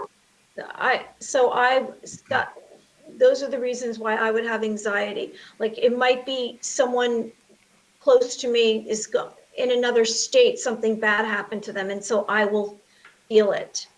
Or I will get a premonition dream I'll wake up and I'll have the dream of what is about to happen to me that day. Well, it was so bad last night. I waited all day for some kind of bad news. Nothing came, so I don't know what it was. Maybe it's something medical, so I need to get it checked out. But I waited all day, today, because I was like, it was just so weird. But we're going to go to commercial break. I don't. No, we'll talk about it when we come back from commercial break, though. We do have the phone lines open. When we come back from commercial break, you can call in.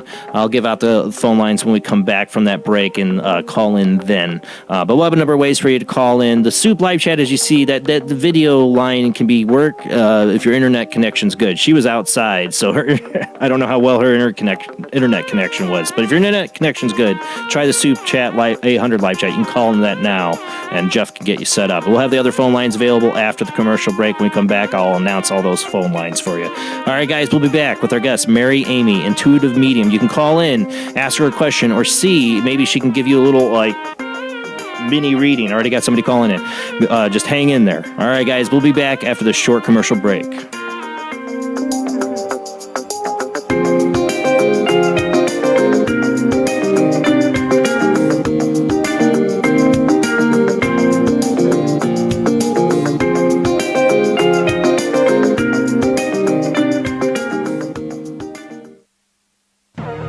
Intercepted a transmission of unknown origin. Transmission? Out here? SOS. Human. Unknown. Alien. Certificate X. Exclusive engagement at the Odeon Leicester Square. Now. Any systematized transmission indicating a possible intelligent origin must be investigated. I will hear it. In space, no one can hear you scream.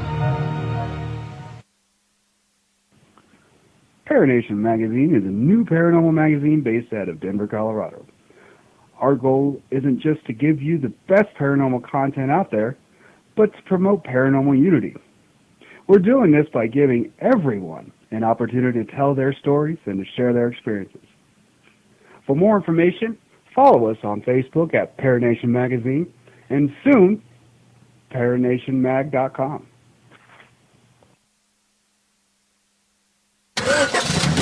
Knights of the road, here's your stallion. The car for freedom. The car for hot excitement. The car for a man who is alone against the elements. The Waibatsu Thunder.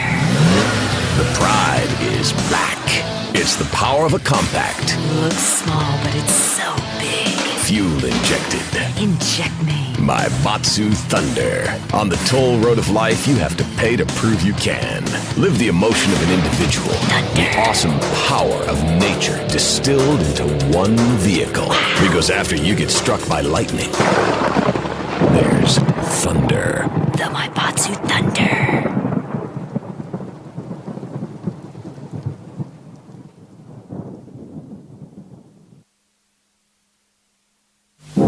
Alex Gardner is asleep.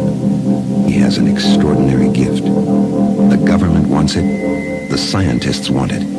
But to keep it may cost him his life. It might be better if Alex didn't sleep at all. But he cannot resist entering the dreamscape. Can you? See Dreamscape in the West End and all over London now. Certificate 15. It takes an extraordinary adventurer to enter the dreamscape. This is an APAC studio presentation. Hey kids, tired of running away from home, then getting lost and wrapping your big wheel around a cow? Then having no one to turn to other than that weirdo in the van with the dark tinted windows? Or his friend, your creepy Uncle John? Well, worry no more with new OnStar for Kids. Now you can run away in style with an OnStar for Kids kit installed in your big wheel, tricycle, or cute little smart car. Yes, just in time for Christmas, OnStar for Kids. So the next time you're on your way to Granny's house, or Weekend Dad's pathetic little bachelor pad, and you run over a homeless person in your toboggan, OnStar for Kids will clean up the mess, hide the hobo body, and get you there in time for nappies. This is OnStar. Do you need someone to kiss your boo-boo? This has been a presentation from Tim Morgan's APAC Studio. For more almost professional amateur comic studio content, visit the APAC YouTube channel. Search APAC 2002. That's APAC 2002 on YouTube. Edgar Allan Poe wrote Spirits of the Dead with a pen dipped in warm blood. You will see the ultimate in terror with this important all-star cast. Brigitte Bardot, Alain Delon, Jane Fonda, Terence Stamp, and Peter Fonda in Edgar Allan Poe's Spirits of the Dead. Only Poe's demented genius could bring to the screen such horror and evil. Spirits of the Dead stars Brigitte Bardot, Alain Delon, Jane Fonda, Terence Stamp, and Peter Fonda. Directed by three masters of the cinema, Federico Fellini, Louis Malle, and Roger Vadim. Spirits of the Dead is an adventure in terror beyond your wildest nightmares. Spirits of the Dead in color is rated R.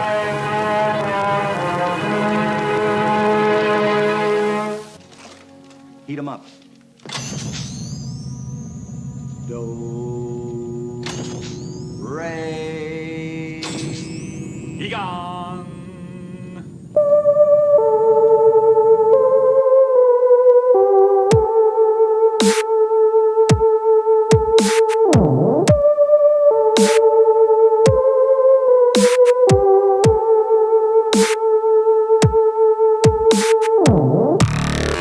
Tonight on Paranormal Soup, we've been talking to Mary Amy. She's an intuitive, psychic medium. You can call in tonight, get a little mini reading from Mary, ask her a question. I have one person on the phone line right now. Just hang in there. We'll get to you in just a minute. But here are the ways to call in. There's the OO Bland Skype ID. You can call in on that. There's the Soup live chat, 800 live chat. That's another Skype ID. That one's the video call-in line. Make sure you got a good connection if you're calling in on that.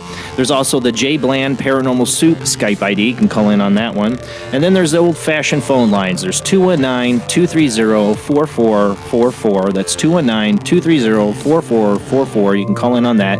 And then there's a new one, 260-225-9419. That's 260-225-9419. I'm going to have to get used to it. Hopefully I've got the right phone number. We'll have that up here soon on the lower third where you'll see it and be able to call in. But call in, ask a question of our guest, or get a little mini reading. All right, guys, let's get back to the show.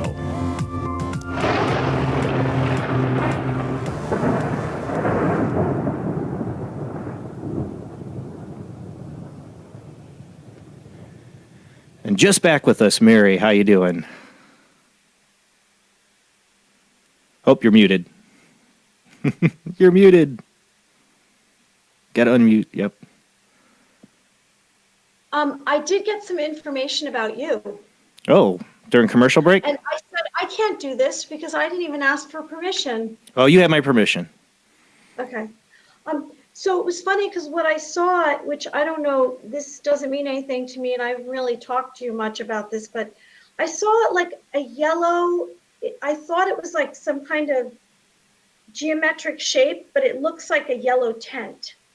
And then I saw a green dragon, which I looked that up, and that's like related to spirit, luck, and fortune. Hey. The yellow tent, I don't know what that is. Luck and fortune, I'll take that. I could use that. I'll go play the lotto, which I never do. Yeah, I could use some luck and fortune. Maybe good things will happen for Paranormal Soup. I don't know. New things are coming. We are awesome. Yeah, you have my full permission. Anything that comes across you tonight, you just tell me. I'm totally interested to hear it. Okay.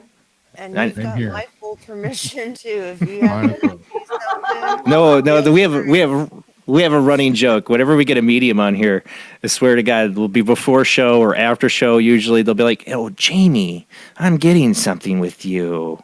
What's going on with Jamie?" Jamie's like, "You don't want to know." That's to me, and you. That's what usually happens. But anyways, She's an interesting person to read, Jamie. oh, I can imagine. Person. You're like very okay, so Jason is he's very kind of his energy, to me his energy is smooth, it's more rounded, whereas Jamie there's a lot of jagged energy, like a lot of, and then it kind of circles back and it's a little bit of a maze, and I don't know, I think.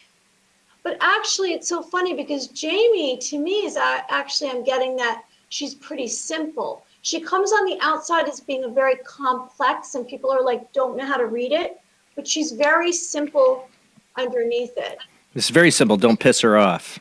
It's very simple. I'm a Taurus, and I call it multifaceted sometimes, but I really am a very simple person when it comes down to it.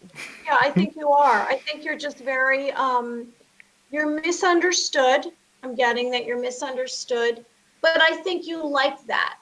So that's what works for you, because then people can't really get that close to you because it takes such a long time to figure it out. I don't know. 100%. Where are you? I can't even see you, Jamie. Oh, there you are. Yeah, pops up. Well, yep. Jamie always, like I said, she always gets pointed out by the psychic. I kind of beat you to it tonight, but yeah, you have my full permission. Anything comes across, just go ahead and say it. So I was saying from you, can I do a quick thing on you, Jason, for fun? Go for it. Okay, so I would say that you're a sweet guy. You're a sweet person that you don't. Okay, so let's go. All right, so I would say that you're genuinely honest. With at least on purpose, you're honest. You're not. If you make a mistake and you say something that's not true, it's by accident. I would say that you're someone who, if someone dropped money, you'd pick it up and hand it to them. You're not a thief. Something definitely with the kid thing is like a little bit like, I don't know, it's wavy. I get wavy. You're, I don't know if you're like a cross between someone who acts like a kid and then doesn't know how to discipline, or there's something there that you're like half in, half out. You are describes my parenting. What? Describes my parenting. Yeah, that's you. I think that you love this. You love this. You love the whole fairy tale, or like just all of it. You love it, and it completes you. Like in the Jerry Maguire movie, this completes you. You're a good-natured. You're a good person. I wouldn't say anything. Do you have any questions? Well, I don't know what you would do if you thought I was a bad person. Like, you are a horrible person, Mr. Jason Bland. You know?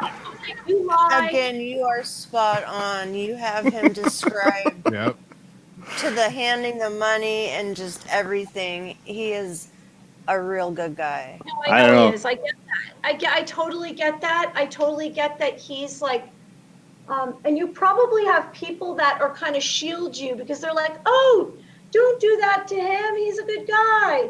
Like you probably have people looking out for you, and that you don't even see them coming. You don't even see the bad person coming to you. You don't see it, which is a good way to be. Well, usually don't, because usually they're keyboard warriors, trolls. You don't see them. They hide behind the internet usually, but it's the only people I got. Oh, okay. Yeah. You mean people who are cowards? Yeah, pretty much. Yeah. They're cowards? Well, yeah, No, but people I don't waste my time with. Yeah, no. Yeah. It's like, you know what, though? Any press is good press is how I take it. Yeah. Right? Those are your viewers. So why are you watching me then? You must Yeah, like exactly. That's what I've never got about a troll. You're watching. Yeah. They're What the do you- biggest fans.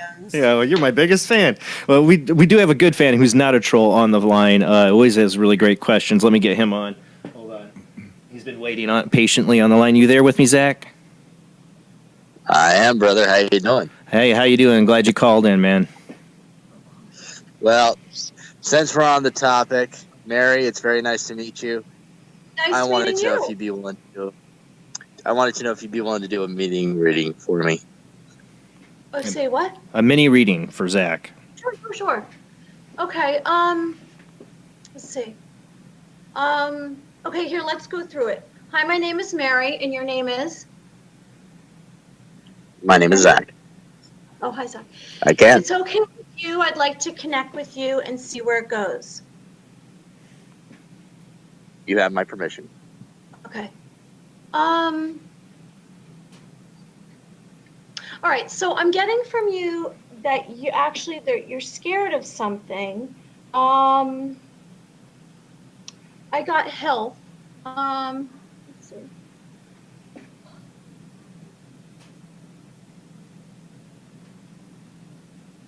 Okay, so you're someone who you like to ask questions, but you don't necessarily know if you want to hear the truth.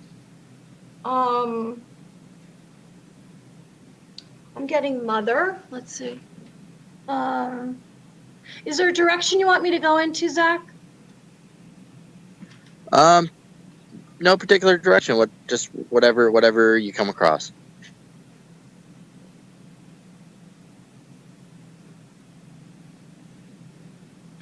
Okay, it's funny that when you just said that. All right, so I'm getting something, I don't know if it's your wife or a significant other. It's definitely related to love. There's something, because I saw heart. I don't know if it's some kind of fear related to someone that you're close to about hearing something about some truth. Is there something related to that going on with you? Something related to that. Something I'm not willing to open up to about it, but yeah, I get where you're going. Can I got to interrupt here because I can't remember which medium it was, but Zach called in for another time with another medium, and it was just the same road. It was the same conversation. Zach, you're wearing your information. I was going to say this felt like deja vu. I know you guys were all thinking it because I'm like, this is the same call. Yeah. All right, sorry, Zach. Sorry, man. Oh no, it's all good. So good. I'm like, yeah, got another one coming in. You asked for it, buddy. Similar message. Yeah. Similar message. So wait, basically he calls in with, is he still there? Yeah. Okay, so do you want to talk about something else if you don't want to talk about the love and the trust? Well, actually, let's go. I guess we can go and we could talk about really my business. Really, there's two decisions. One that I've already decided, and another one that I'm considering. And I just want to know if that is the best course of action that I should take. Okay, I'm getting the word short. I'm getting the word. I'm getting that. Okay, so maybe you're making a hasty decision, and you need to give it a little bit more time. Do not rush into making this decision. Did you hear me? No, you're no, not I heard you. Can you just wait? I'm making this decision. Okay, so it's about the decision that I would be considering making. It's not about the one that I've already made, right? It's about the one you're considering. Oh, okay. Cool. Because All right. I don't think you have enough information. I think you need some time to go by because something's going to be revealed that you don't see right now. Okay. All right. No, I'll definitely give it some more thought on that. So, I'll definitely be doing some more thinking about it before I make my final decision. I think you should look at it from a long term, but more different angles to make sure that it really fits for you, that it's the right thing. Okay. Yeah, I definitely see exactly now where you're getting at. So I'll definitely do that. And Mary, I do appreciate everything that you're telling me, and thank you very much as well for the mini reading. I do greatly appreciate that. Thank you for the phone call. Yeah, thank you, Zach, for calling in. And if you call in on another medium, be prepared. If it happens a third time, man, you're gonna have to start talking about it, I guess. Oh, honey. All right, man. Have a great night. Hey, you too, brother. Take it easy. Bye. Bye. Yeah, as you're going on, Mary, I'm like, this is that same, like the same other medium was saying exactly the same thing. And I got to go back and find out which one it was. I don't remember off the top of my head, but there was another medium on. I know. I'm like, this is the same phone call. Like Zach was like, I'm not talking about that. He was going to swap it to work. Love you, Zach. Love you, Zach. Mm-hmm. He always got really good questions, though, for the guests, too. So we love Zach's calls. Because didn't I say to him, you, and I didn't even know that. I said, you don't want to know the answer to the question. And you hear the way he retracted right quick, and he kind of retracted, like, didn't want to hear that one. I feel like me and Rob should be out of that conversation. It's like the girls should be like, yeah, you need to talk about that, son. All right, we got another call on the line. Who do we got on the phone line? Hi, Jason. This is Debbie. Hey, Debbie. Thanks for calling in. Hi. Thank you for having me. Hi, Mary. Hi. How are you? I am fantastic. I was wondering if I could also get a mini reading from you, and you have my permission. Sure. Okay. Hi, my name is Mary. Your name is? Debbie. If it's okay with you, I'd like to connect you, and we see where it goes. Okay. It's so funny. Okay, so instantly I got this whole I Dream of Jeannie, like full-on costume. I don't know what that means. It's like in the like lavender. For some reason, it's like lavender. Are you laughing? Yes, because I actually dressed up as Jeannie for Halloween one year and entered a karaoke costume singing contest and won. Oh, wow. And I sang I'm a Genie in a Bottle, and I actually beat 2 professional singers in the contest. Wow. But I think it's because of the costume and the song that I sang that I won. Yeah, well, I guess that's what came forward for you. So it stands out. It probably, she does her life review when you die, Debbie. That's going to be like and you remember the Genie time. Something that stands out. It's a great validation. Well, I'm a very magical person too, so So do you have okay, let's see. Do you want me to go in a certain direction? Just whatever you get. Okay, so I'm getting from you, I got animals. I got like farm animals. Let's see. All right, so what I'm getting from you is that you are someone who is very specific. You, when you're pointing out things, when you're in your life, you are someone who is specific in your likes and dislikes, like you, and you don't shy away from that. In other words, if you like a certain shampoo, then that's all you're going to use. You're not going to kind of deviate to a different product. You're someone who, you're just very specific in your style, in your tastes. You don't really take big risks. You are someone, you kind of stick to maybe the same foods, the same activities. Like when you drive somewhere, you usually take the same route. You're not like going off in a different direction to get there. You take the same way every time. Is this making any sense? I don't know how I'm on the full screen now.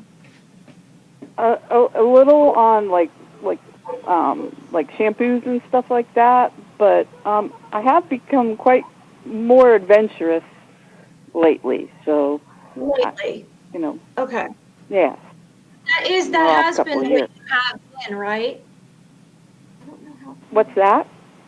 I mean, but you have been like that. It's more recent that you kind of stopped. You're more maybe changing how you're doing things. Yes, I was very limited in the way that I did things most of my life. But the last couple of years, I've been stepping into a whole bunch of different directions and becoming more adventurous and open-minded. That's good. So you did self-healing? Did something happen that you kind of shifted your outlook? Yes, actually, I've been doing a lot of inner work. I've been doing psychic development and mediumship courses, and then I just finished an intensive where we did a lot of inner work, releasing, negative stuff, old patterns, old belief systems, learning more on self-love and things like that to bring about healing. Yeah, I definitely can hear. I can hear the struggle that you've had, and some kind of like there's sadness attached. I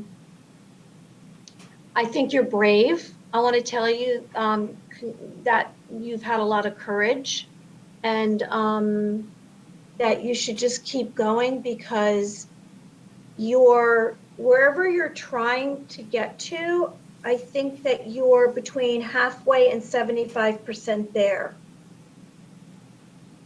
Wow. Thank you. Yes, I have been struggling for a long time. Okay, well, you're coming out of it. You're not all the way, but you're coming out of it.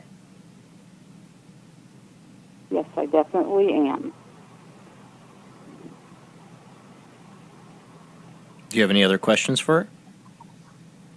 No, that was I just wanted to see what she got. Thank you so very much, Mary. I greatly appreciate it. Thank you. So I just want to tell you before you go, I got like over your head, I got light and pink. I mean, white and pink. It's funny you said auras. It's not auras. I don't call it auras, but I see white and pink around your head. You definitely are connected spiritually. Yes, it's really been developing over the last couple of months, like coming in a lot stronger than it was over the last couple of years. And I've really gotten more connected with like the archangels and been doing a lot of work to develop my gifts. Mm-hmm. So, okay, I'm going to make a suggestion to you about releasing some of this stuff that's still left.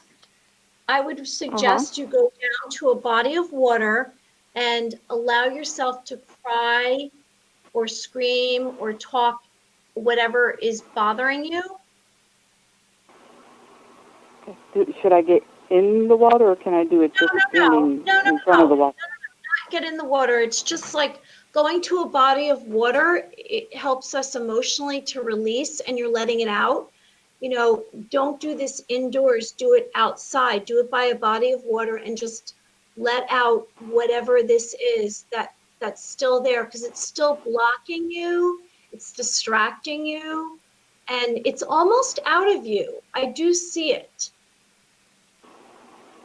It's funny that you said body of water, because I've actually twice this past week walked down to the river. I just felt that I needed to go there. So Good. that you just said that just blew my mind. Well, go again and just cry it out. Cry it out. And let yourself be who you are, and don't listen to anyone who's telling you how you should feel or how you should think. Thank you. That's something that I've been working on too. I've always had a hard time with judgment of others, and I'm working on just not caring what others think so much and not letting them dull my sparkle, and just being who I was meant to be, and quit caring what other people think about how I look or what I like or what I'm interested in or what I'm doing. Good. Be your authentic self. I'm working on it. Thank you so very much. I greatly appreciate it. Great to meet you. Have a wonderful night. Thank you, Debbie, for calling Nice in. to meet you too. Thank you, Jason. Have a good night. You too. Well, you talked about before you were an empath, being empathic, because I've always felt, that I've been empathic. I have trouble, like when people have bad feelings towards me, I get sick to my stomach. It affects me physically. But you were talking about how you would like change who you were around the people because you could read them. You weren't knowing even what you were doing, when you were younger. But I think that for people that are more sensitive and all that, that you pick up on other people's emotions or how they feel about you. Think about if you're telepathic. If you actually could read other people's minds, it'd be a little, it could hurt you mentally because you're seeing how other people see you. And so I think there is this tendency for people that are empathic or sensitive to not be who they truly are because they're in this constant defense mode of the information they're taking in. For me, I see it as more a reflection on them, though, than on myself. And where, some people will take it to heart, take it personal, and get really depressed over the way people will see them or talk about them. I say a prayer for them. I see it as that's their issue. It's not my issue. And I don't let it bother me. Good. That's good. I kind of put myself in a bubble. What I do is it's like a dial, like a dial, you turn it up or down. I turn down the outside world, their energies, and turn mine up. So I'm just getting what I am. And I go, how do I feel? Oh, I feel good. I don't have any pain. And that's not my stuff. That's their tasks. So I don't really look. Not everyone's going to like me. Some people like me. Some people won't like me. That's just life. Like, you can't please everyone, but I have to be who I am. Like, I want you to be who you are, and I'll be who I am. And if you love me, you do. And if you don't, then, it's okay. There's a little Bigfoot in my TV down there. It'll tell you how I feel if you don't like me. Being your authentic self is going to attract people who like you for your authentic self. Being something you're not going to get the right type of people around you. Yes. And like you said, not everybody's going to like you. Not everybody has to like you. I know I don't like everybody. I think I'm more my true self on this show than I am anywhere else.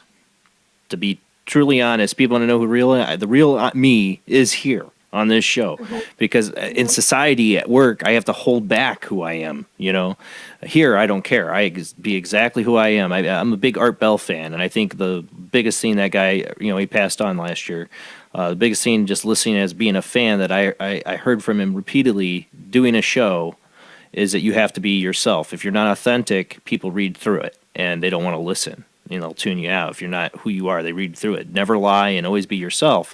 And that's why I couldn't imagine doing this show pretending to be somebody else, like, holding back who I am, because this is where I get to be who I am. This is where I get to, talk about the things that interest me. So yeah, I in society, it's like, I know people look at me weird if I talk about the stuff we talk about here, and that's why, again, why I do the show. There's so many reasons I come up with tonight why I do this show, but that's one of them, is people to be themselves, be who they are, and freely talk about these things we're experiencing. Well, if you're not yourself doing what you do, then the communication it's not going to work, because you won't even be listening to them. You'll be spending too much time trying to edit your own self, right? Yeah. Keeping up on your own BS. I don't know how people that aren't authentic do it and do a 3-hour show.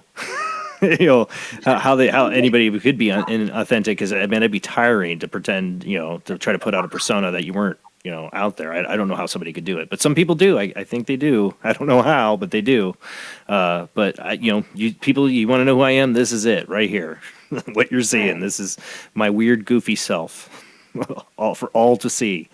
Speaking of people, you can call in and show us your own weird self, and you can be anonymous. You don't have to tell us your last name. Probably shouldn't, just first names. But you can call in and be yourself at 219-230-4444 or at 260-225-9419, or Skype IDs OOJBland, OO, or JBland Paranormal Soup, or Soup Live Chat 800 Live Chat. Those are all the ways you can call in. We've given you plenty. Call in, get a mini reading from Mary, and or ask a question. We had the last call, or the first caller of the night had a question for me. If you've got a question for me, I will answer. I don't think I'm as interesting as our guest, though. Now, this other guy, how come we don't talk to him? Yeah. Rob, Yeah, the birthday boy. I would love to hear a mini reading. Oh yeah, go for it with Rob. You want a reading, Rob? I surely do. You do. Wow. Hi, my name is Mary. Your name is? Rob. Rob, it's okay with you. I'd like to connect to you. Perfectly fine. Okay. Okay, so you are someone who is, you don't put stress on other people. You actually almost apologize for, whatever. You don't want to cause any kind of ruffling and, or, discontent. You're probably, I would say, obviously you're quiet. You are an introvert, and you have, even though you're quiet, you have big thoughts going on. You're thinking about things. You are, I feel like you do a lot of reading, or you do a lot of quiet time. You don't really, I don't think that you're super ambitious about material things or getting things. You're more interested in, I don't know, you just are interested in phenomenon. You can be persuaded, though. You can have friends persuade you to do things. Almost twist your arm, but then they don't have to get physical, where you'll be like, okay, I'll do that. I don't see that you're somebody who'd be like, want someone to throw you a big birthday party. Obviously, since it's his birthday and he's on my show. What? It's his birthday and he's on my show. It's his birthday today? Today, yes. Happy birthday, know that. Rob. Did you say that? I did at the beginning of the show. You might have missed it. I talk fast. Okay, happy birthday. Thank you. Do you have any questions? Not. I mean, I probably have 100, but I can't think of one right now. I saw, for some reason, I saw a dartboard. Let's see. That's pretty amazing, because Why? I've been wanting to get a dartboard. I swear. You got to get a dartboard. Yeah, I do. You know why? That'll help you narrow everything down. You'll have focus. Get that dartboard. Yeah, I swear I'm not making that up. Rob's such a like quiet guy. Like he doesn't really let me into the inner thoughts of Rob. And I'm waiting for you to give me some like some greasy detail of Rob here. And it's a dartboard. I know. It's a dartboard. It's amazing Let everybody hear revelation. it. I know. Yeah. I don't get that from Rob. I don't get that. He's not even like he's just a mild-mannered man. I don't get that there's anything there's no hidden agenda, put it that way. Yeah, that's what I've always felt about Rob. I've got you all fooled. Yeah. He's my pirate. No, you are. No, that kind of sounds pretty spot on. It's weird. You resemble that statement. What's that, Jamie? I think you resemble that statement. Yeah. Pretty well. Yeah, I've told Jamie some of my my weirder dreams lately. Oh, your dreams? What about your dreams? Just some weirder stuff that I've. Oh, really? Inquiring minds would like to know, Rob. Oh, that's a show in itself. The way these dreams are connected is a show in itself for real. See, he tells Jamie his dreams. He doesn't tell me. I've never heard anything like this except for in the movies. Because we're guys. Hey, Rob, tell me about your dreams, buddy. No, I don't get any of that. I'd be interested to know too, Rob, about the dreams. I know about the we've had a couple reincarnation shows, and Rob's brought up the dream of being a executioner. Yeah. Was it a guillotine? Yes. These dreams connect with his roommate to where there's actual knockings on. They're telepathically communicating with each other. Rob's waking up in different places. It's just, it's unreal. Like you're waking up like sleepwalking? Like you wake up like in his closet. In a closet? And Sam would say she's trying to scratch him through a wall and not. It's just all kinds of stuff. That sounds upsetting. It's a little concerning. Okay, so what I'm gonna make some suggestions. Okay. So there's something that you're blocking that you're not allowing yourself to know in your waking life, maybe, and Okay, so this is what I would suggest. I would suggest to sit down with a piece of paper. This is all private. You don't share this with anyone else. And just do stream of consciousness. So you just write down whatever your thoughts are and just keep going until, you don't stop. And just kind of see what comes out of you. That could be interesting. I have started writing and stuff down. Burn it when you're done if you feel like you need a burn or whatever, but just see where it goes. Yeah, I got a journal and I've started writing on it, so that's good. There's something there because if your sleep is disrupted where you're waking up in other rooms, you're fighting off something. That, and I've had like a lot of like out of body type dreams. That's connected with a roommate that's in another room. They'll wake up and just kind of see how much Jamie's been waiting to talk about this. Yeah. Happy birthday, Rob! Happy birthday, Rob! We're gonna air all your dreams tonight. Hey, I'm an open book, man. I got nothing to hide. Well, maybe, but. And it's connected. And what movie did we say it was almost like? Oh man. Not Shining. Ooh. No. Not Shining. Love that movie and book, but okay. But it was something creepy like that. Yeah. Wow. And it's all connected. And I think a lot of it has to do with something going on in his house. Oh, Amityville or something. Was it Amityville, the dad that started going crazy? Yeah, Let's just throw out random ones about a dad going crazy. Luckily, he has no children. That's what I'm saying. Yeah, really. Rob's going to go crazy. If he doesn't get his dartboard and start... He's been painting. Gotta get that damn dartboard. He's been painting, which I'm so glad. He's been taking his meditation more serious. he's been focusing on that stuff. Life is still giving it to him no matter how hard he's trying. But I'm afraid something's going to give, and it's coming out in these dreams. And the way they're connected with the roommate is just concerning in itself, because it feels like that's being influenced. And they Could have be a some lot of past really life good stuff too that going goes on here. around the house. Yeah, there has been some weird stuff going on. We had was it last year or was it the year before? We had Rob's doing one of his spirit box sessions, of course, a spirit box, and right on his live stream, we see a black shadow like walk behind him.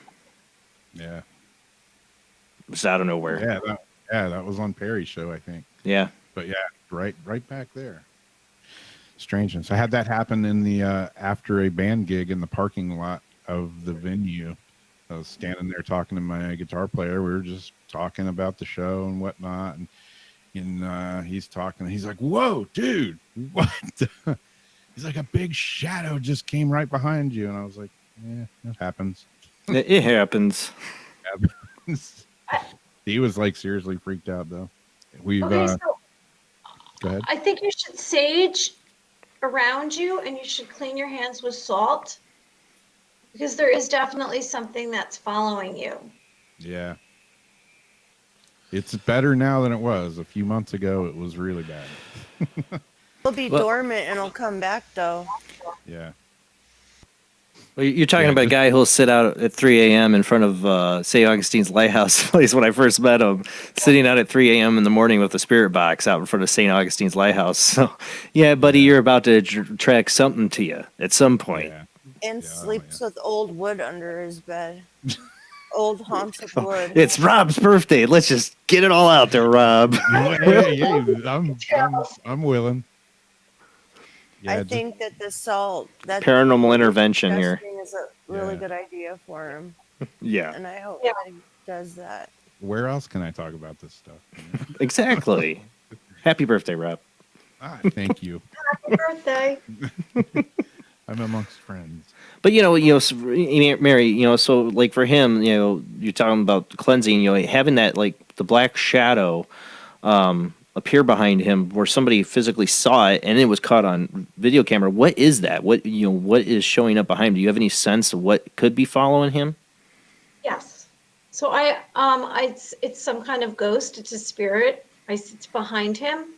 There is something there. It's one. So it's not, I don't get that it's evil. I get that it's following. It's just kind of with his movement, it goes with him. It's not physically attached to him, but it's behind him. As long as he lets it will stay there. He has to tell it to go away or leave wherever it came from, or actually figure out, is this related to his roommate? Is there something going on there? I mean, you're talking about these dreams with his roommate. Is the roommate dabbling in things? We both dabble. It's a little more than a light word. Yeah, that's such a light word for what they. Yeah, no. Dabbling going on. Well, yeah. I think Rob half takes things seriously. Like he's like, oh, it's not going to bother me. It's fine. But I think it is. I think you need to. You have to be the one to say, like, leave, go away, sage around you, clean your hands with salt, and then you have to tell it to go away, to leave, and come back where it came from. Do you understand? Do you get what I'm saying? Yeah. Forever. Say forever. If you want to. If you want it to hang around you, it can hang around you. Like, I don't think it's hurting you. I think it's, when there's any kind of energy that's close to us, whether it's people or other dimensional or spirits or what, it does have an effect on us in some way. And when there's longevity, it has more of an effect. So that's your decision whether or not you want to keep it or not. It's like a little ghost pet. A little ghost pet. I got a story about that. I got that it's a ghost. Go ahead. Spirit.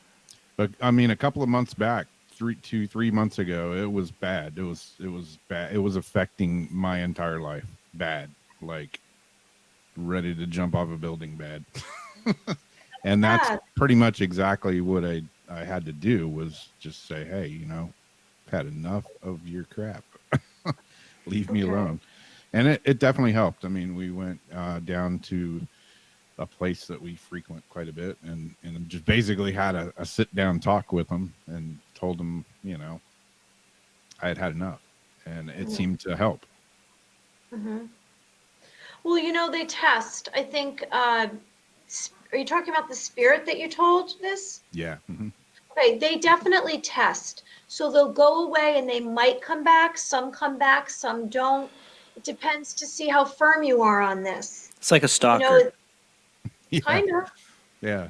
It's like a stalker. It really is. It is. It's watching kinda you, is, and you don't yeah. know it, and you know, like you're like, I don't want you here. You need to go away. Oh, you really? Okay, I'll go away for now. I'll come back. I'll try. Maybe you want to talk a little later. Okay. Yeah. Cable guy. I've had the physical person stalker experience, so yeah, that's what it reminds me of when people talk about these experiences with spirits. They're a bit stalkerish, some of them. But the thing is, Rob, you know, being somebody who goes to cemeteries, like I said, does spirit boxes, he's like, "Hello, ghost, here I am. Come talk to me." So it does leave you open for these things to kind of follow you and be like, "Hey, you want to talk? You want to talk? You want to talk?" Because they're waiting around, waiting for you to fire up the spirit box and talk again. Are you sure this is the same one that you told to go away? There could be another. Oh yeah, there could be more. I mean, just the other night we have 3 dogs in the house, and they have little metal water bowls. There's 2 of them right here to the side of me, and we were sitting in the living room, and when the dogs run out of water, they clank the bowl around like, "Hey, the bowl's empty, dude. Yeah. Put some water." Yeah, well, we're sitting here the other night. The bowls clanked several times. The dogs were sitting on the couch. And we've had this weird little spirit animal, I don't know what else to call it, that several of us have seen in the house quite frequently. Is it like a small little shadow that runs across? Like Yeah, that kind of yeah. deal? Like the shadow pet? Yep. Have you taken any videos of it? Haven't been able to catch it on video, but I've fully seen it. I mean, January the first few 27th, times- Rob will be on for the ITC show. Will everybody keep their eyes on Rob's camera? Yeah, you never know. Now, the first few times I saw it, you know, I'm thinking I'm hallucinating, I'm seeing things, but it's happened so many times, and it's not just me that sees it. So, Oh my God. Sounds like you need a lot of salt. yeah. Okay. The do you little have any spirit dog crosses? doesn't bother me. Do you have any crosses? Yeah, I do. Okay, so that's, I mean, I don't want to tiptoe, around this, but that's what I literally had to do with some of the bad stuff, where you hold the cross up, you say a prayer, you ask it to leave, and you go room to room. Because it does work. Yeah. Because it just does work. At least it's worked for me. So if you're into that, say a prayer and ask it to leave and say never come back, that kind of thing. I think you need to do that like on a regular basis, because you know what you're into, what you do, and it opens up a door. You know, and you got to make sure it stays closed. I've done that in other people's homes, and I've done, you know, cleansings and clearings and stuff in other people's homes. I haven't really done it in my own. Yeah, do it in your own. Get rid of it. You know, you don't want it hanging out. You can get rid of it. Yeah. I mean, I don't mind things hanging out, but when they start affecting me or others here, then yeah, no, that's a problem. Well, but when you have to be really firm on it, because when you say it's okay if they're hanging out, you have to decide, like you have to make a decision. Is it okay or isn't it okay? Because that stalker ghost is like, it's all right. I'm here. Oh, okay, good. Oh, yeah, okay. I'm just gonna go ahead and move in. Yeah, you're not. You got to be definitive. No, none of you. Out. Get out. Not cool. You don't have to go home, but you can't stay here. You know, my wife wards this house because she always said I would like stuff would follow me. Home, not just investigations, just being me. Stuff would follow me home. We've had some weird stuff, and being paranormal investigators, I've definitely had some stuff follow us home. She's like, "Oh, time to ward the house." I only do my spirit box stuff once a month at the very most on this show. I don't sit here and do it any other time because I am not opening up that door. I've lived in a haunted house. I ain't doing it. But I think when you have that, hey, here I am, spirits, let's talk. It does, and this goes. I know I have a ton of people that watch. They're all spirit box, and you are opening up a doorway. You are saying, "Hey, spirits, come talk to me," and don't be surprised when they do. Yeah, not just through your box. I always tell anybody that wants to get into it and asking questions. I tell them exactly that. I'm like, "Hey, you're gonna open something. You might not like what's behind door number 3. You need to learn how to sage your house." you need to learn how to sage your house if you're going to regularly do it. I mean, you're opening up a doorway. Yeah. Now, Mary, you religiously, I mean, do you consider yourself a Christian or kind of like open spiritual or? I think I'm spiritual. I think I'm Christian. I believe in God. I believe in Jesus and the Virgin Mary. And I do pray. I do believe in afterlife, having multiple lives. So that part doesn't kind of fit with some thoughts religiously.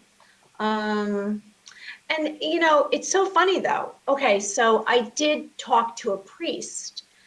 This was interesting. Can I veer off into paranormal? Yeah, activity? always. Okay.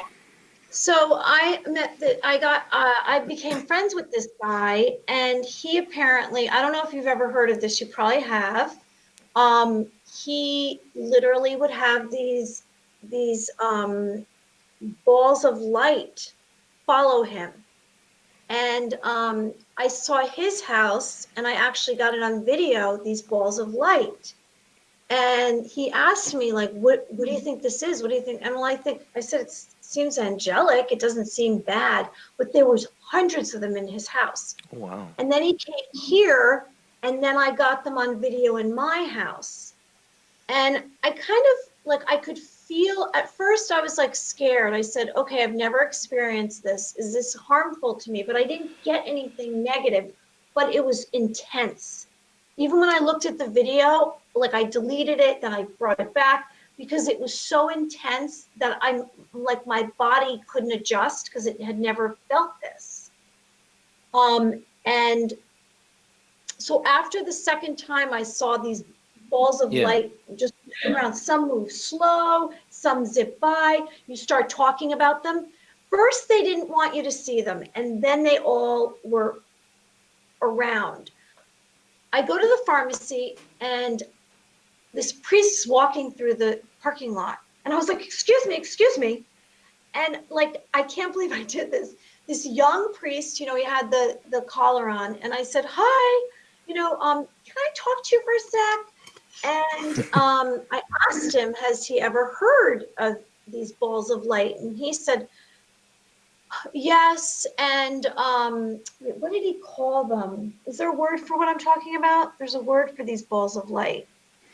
I don't. Not spheres, but are they sphere?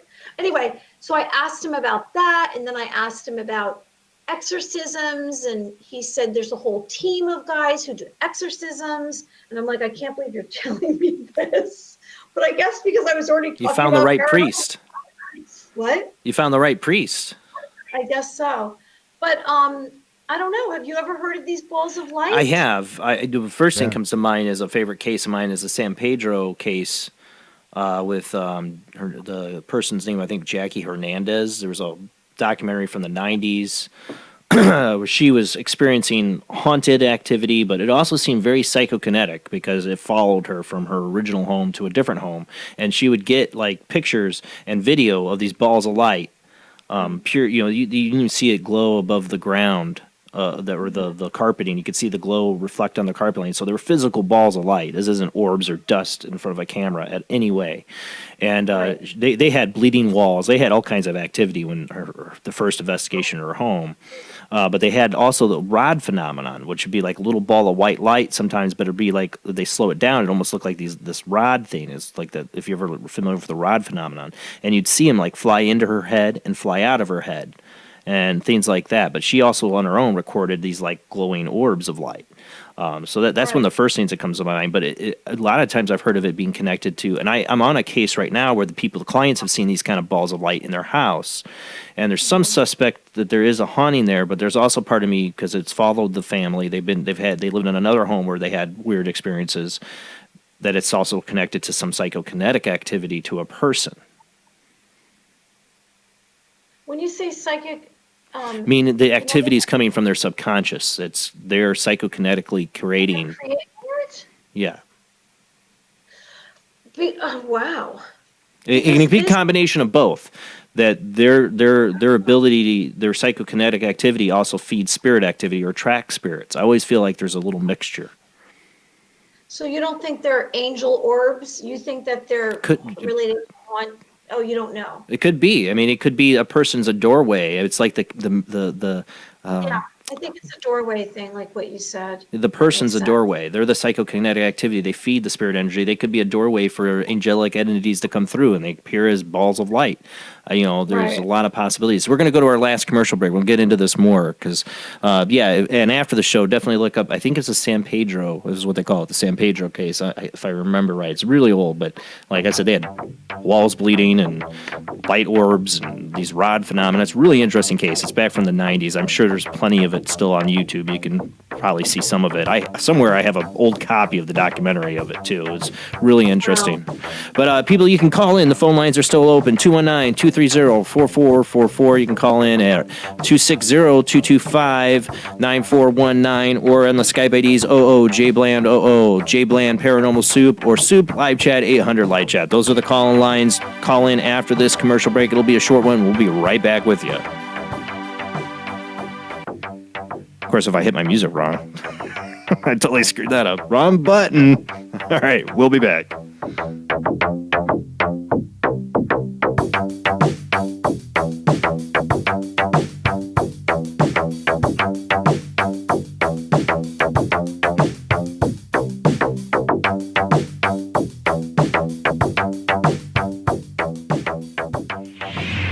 Don't be alarmed. It's only a laser sword fight.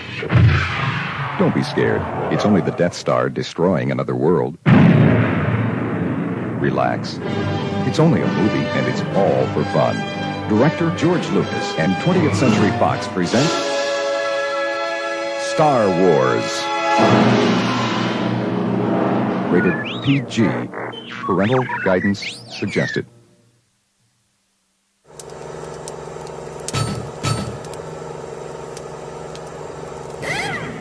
At Lombank, we're with you every step of the way. We sell your dreams. We're not a soulless, monolithic institution. We are, but we use nostalgic imagery. It's walking into your dream home. You can't really afford it. We'll lend you the money anyway. It's kids graduating from college. With pointless degrees riddled with debt. It's happy picnics on the beach. There's sewage in the water. Family portraits with everyone dressed the same. You look like twats. Canoeing in the lake. By the power station. Catching fireflies in a jar. And watching them die. Cheering at high school football games. The kids are giving each other brain damage. These are the things our lives are made of. Interest rates only 33.4%. Lombank. We're the American bank that truly, more or less, cares. About profits.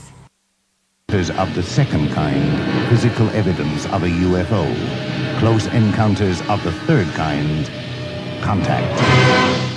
From Steven Spielberg, the director of Jaws, comes one of the most ambitious and unusual films ever made. And what you will see has never been seen before. It's a cosmic mystery crossing what many scientists believe will be the next threshold of human experience. It is called Close Encounters of the Third Kind. It begins in an Indiana town and leads to one inescapable conclusion. We are not alone.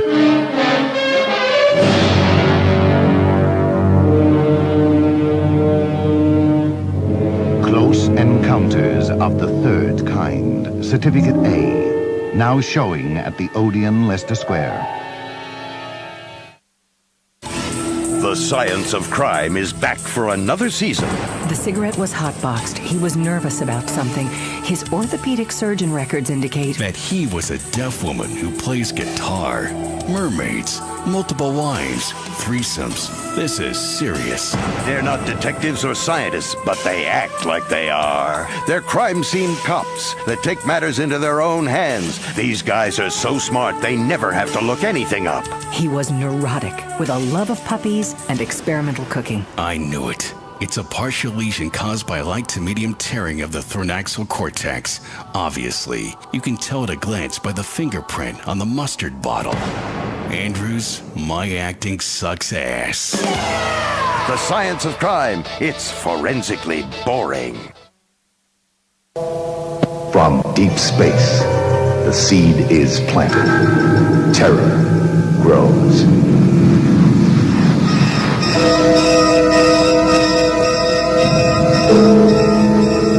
Invasion of the Body Snatchers. Certificate X.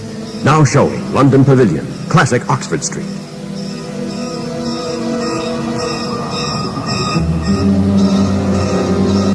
Vince, you said before you were waiting for a sign. What sign are you waiting for? Gozer the Traveler.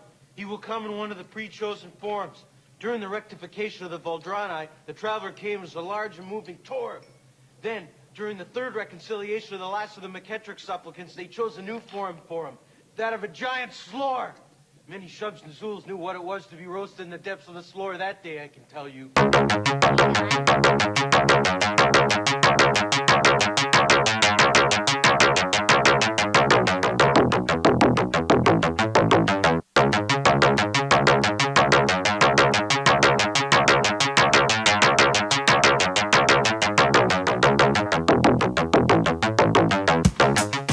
Tonight on Paranormal Soup, we've been talking to our guest, Mary Amy, psychic, intuitive, medium. We got done a lot of different subjects tonight, but you can call in if you want a little mini reading. We'll try to fit you in for that. The phone lines are open. You can call in at 219-230-4444. There's also the 260-225-9419. You can call in on those two phone lines. They are open. There's also the Skype IDs. Here they are. J Bland 00. There's also the J Bland Paranormal Soup Skype ID. Those are two of them. And then there's a video Skype ID. We can call in. We can see you. Just got to have a good internet connection. That is the Soup Live Chat 800 Live Chat. You can call in on that. We can see you. The guests can see you. You know, as long as you got a good internet connection. But let's go ahead and get back into the show.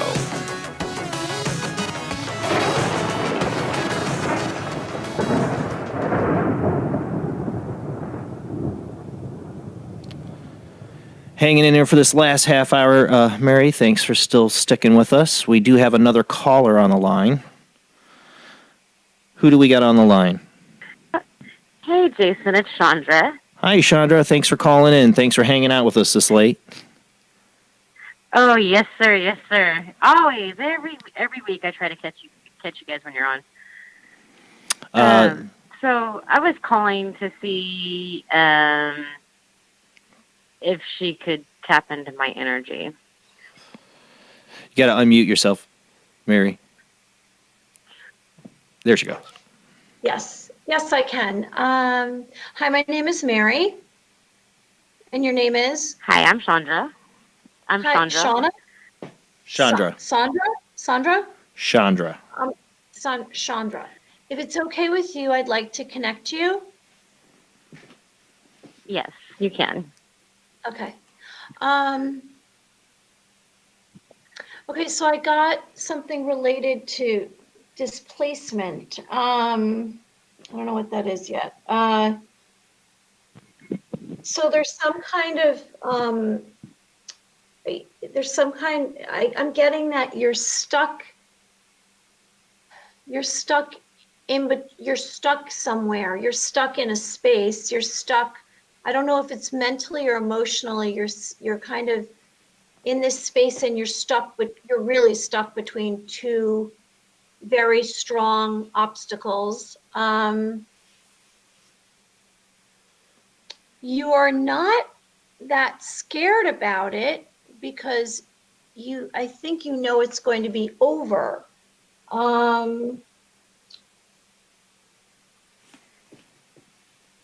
But you don't like it, obviously. Do you have a question for me?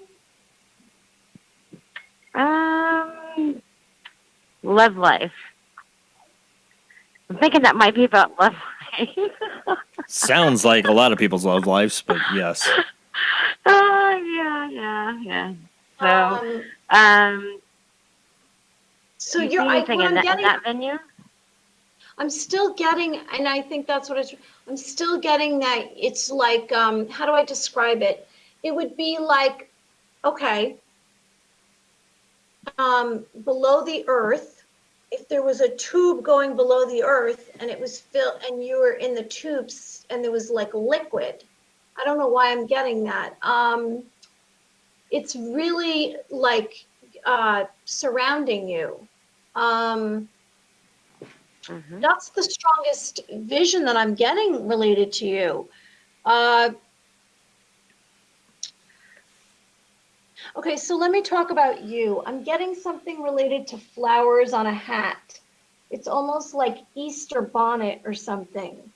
Or the Derby, you know, like the Kentucky Derby where they wear the hats, or in England. That's what I'm getting from you.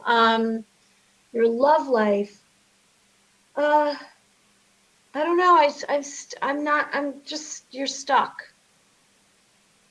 I'm getting that you're stuck. Very much so. Yeah, very you're much stuck. so. So you're going to have to climb out of the tube that you're in.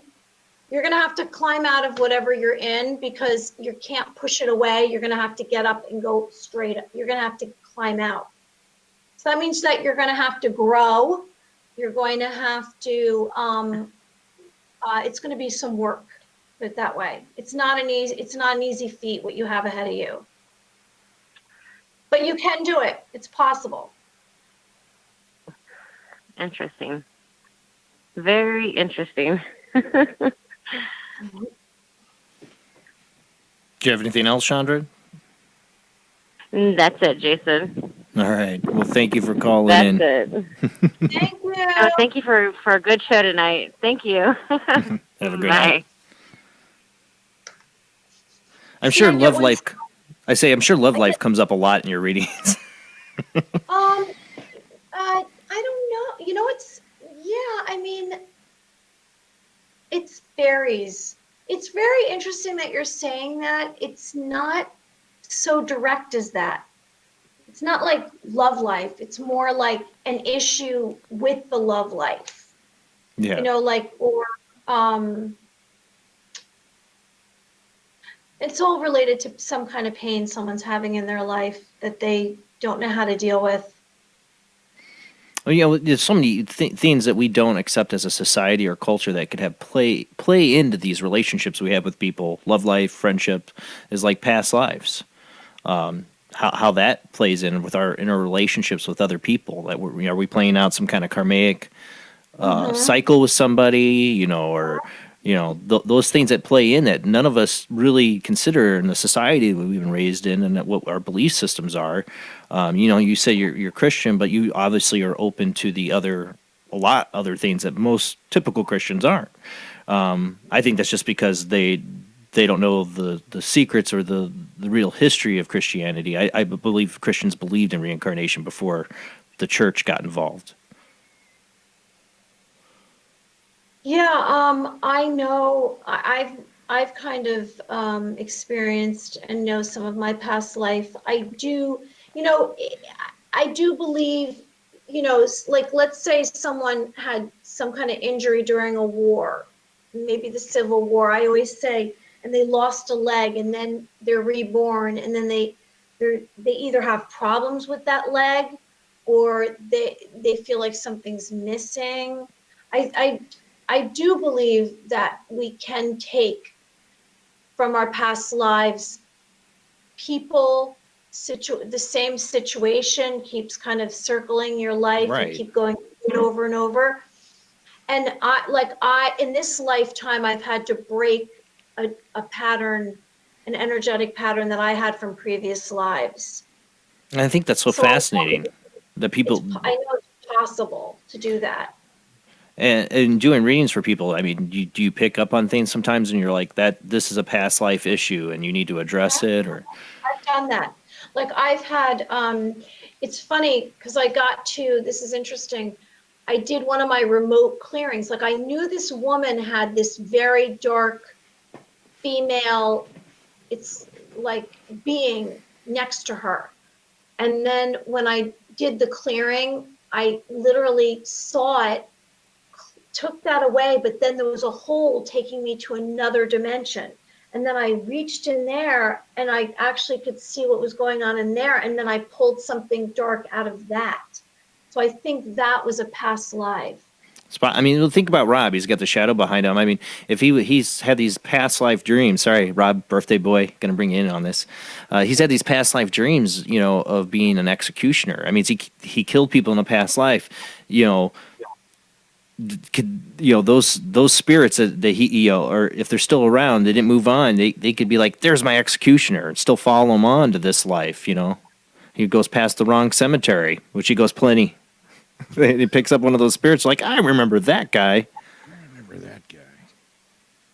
Also, it could be how he's feeling inside of himself having done that, right? I mean, what is he taking with him to the next life?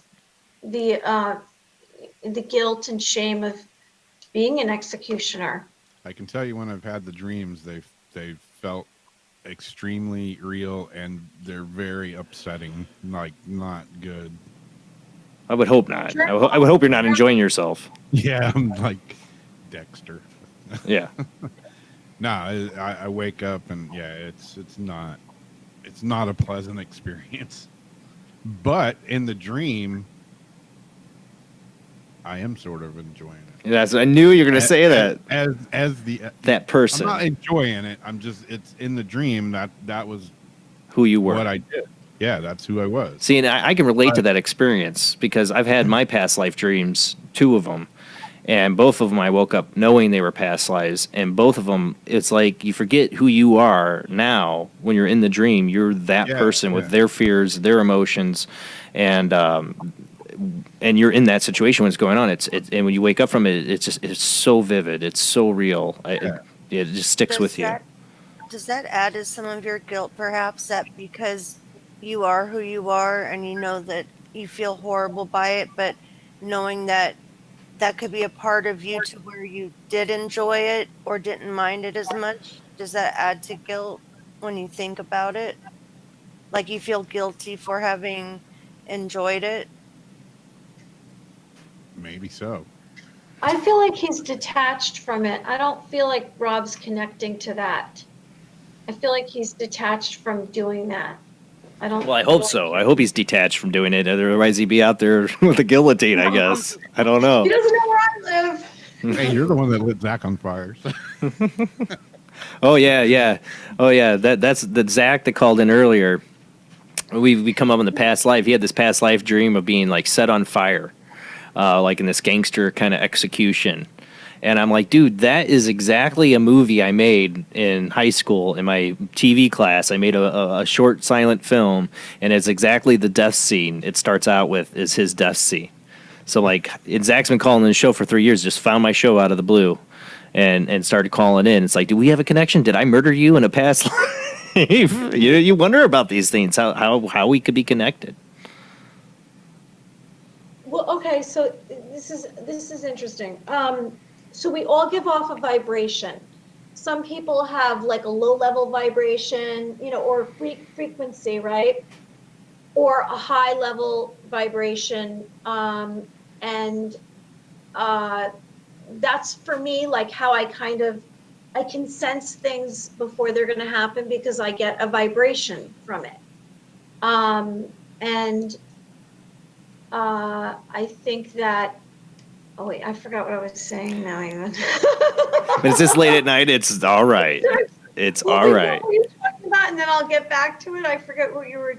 I was leading up to something you were saying about past lives.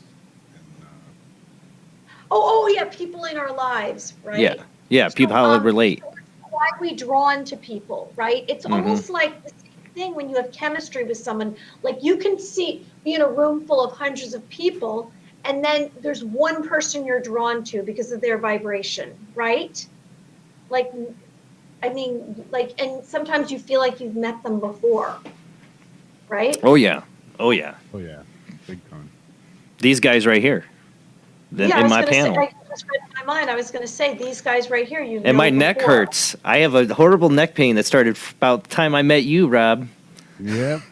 Maybe and I have neck pain every day. So. Honestly, we had a guest on, Mary, Chris Lee, who does hypnotic past life therapy. It's therapy because basically you see your past life, he takes you to it in hypnotherapy, but when you wake up from it, you usually your pains or problems that were associated with that past life are eliminated.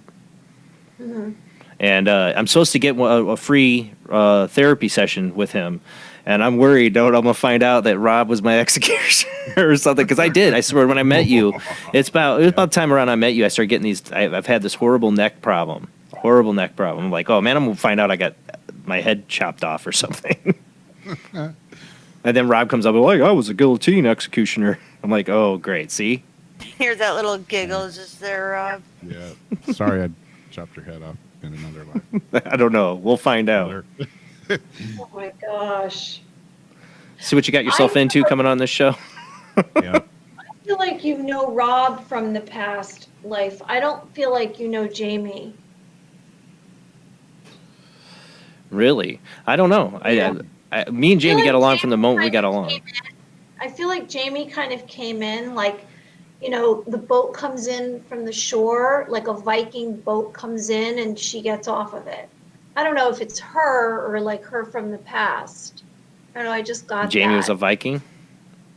Something about a Viking. Yeah, maybe. I don't know. Something with a boat coming in off, like coming in and onto the shore and she gets off a boat. I don't know. Does that mean anything to you, Jamie? Is she there? She's there. She's thinking. Or she's muted. It was muted, but no. No, huh? Jamie and me hit it off right away. When we first started talking, we hit it off. But, Rob is definitely one I felt like I know. Like, the first time I ever saw Rob or heard Rob, I was like, there's something familiar about him. I call him my pirate, But Jamie, too, though. It'd be surprising if I didn't know her in a past life because of how well we connected when we first started doing this. And how quick we clicked like that. But it's possible. But I mean, I would think about the boat. Could be from a past life. Yeah. Okay, so can I do a little thing with Jamie? Yes, please. Hi, my name is Mary, and your name is? Jamie. It's okay with you. I'd like to connect to you. All right, yes. Okay, so I got a cat over you. Let's see. Why are you laughing? Because she's like our proverbial cat lady. No, I don't know that. Where'd she go? Oh, she's there. Sorry, I'm flipping it so that people can see you both. Can I see her? Okay, I'm sorry. Can I see her? I want to see her. Okay. Let's see. Okay, so all right, so I'm getting around you like a soft energy that is like ribbons like kind of waving in the wind.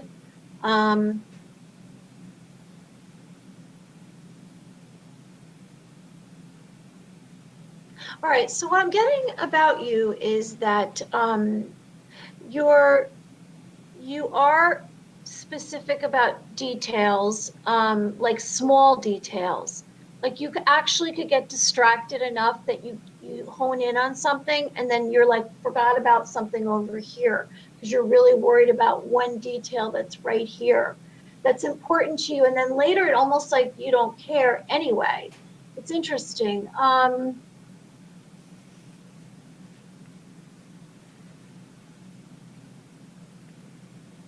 I think that you are very, like, a kind of a casual person with people where I don't think you judge. You're a judging kind of person that you kind of allow people to come in and out of your space. And if someone sticks around, you kind of are like, I don't know if I like that, but then you kind of let them stay anyway. I think you're easygoing person. So let me go back to originally. I said that it was simple with you. Like on the outside, I think you did originally when I saw you, I got that you do have like a whole, I don't know, it's back to the distracting. But now I seem to get that you're someone that is more, like I said, the cat, but I don't know if that's maybe because you're some kind of personality traits of the cat. I don't know if it's that if you're more soft. I think you're more soft than you appear. And that's why I got the ribbon. I don't get that you are like, you're not really a hardcore person. You're not really a rough person. I have a very, very hard outer shell that I use to protect myself. Right, but I don't think inside. I get that you're more like you're trying to survive for sure. You're trying to survive, but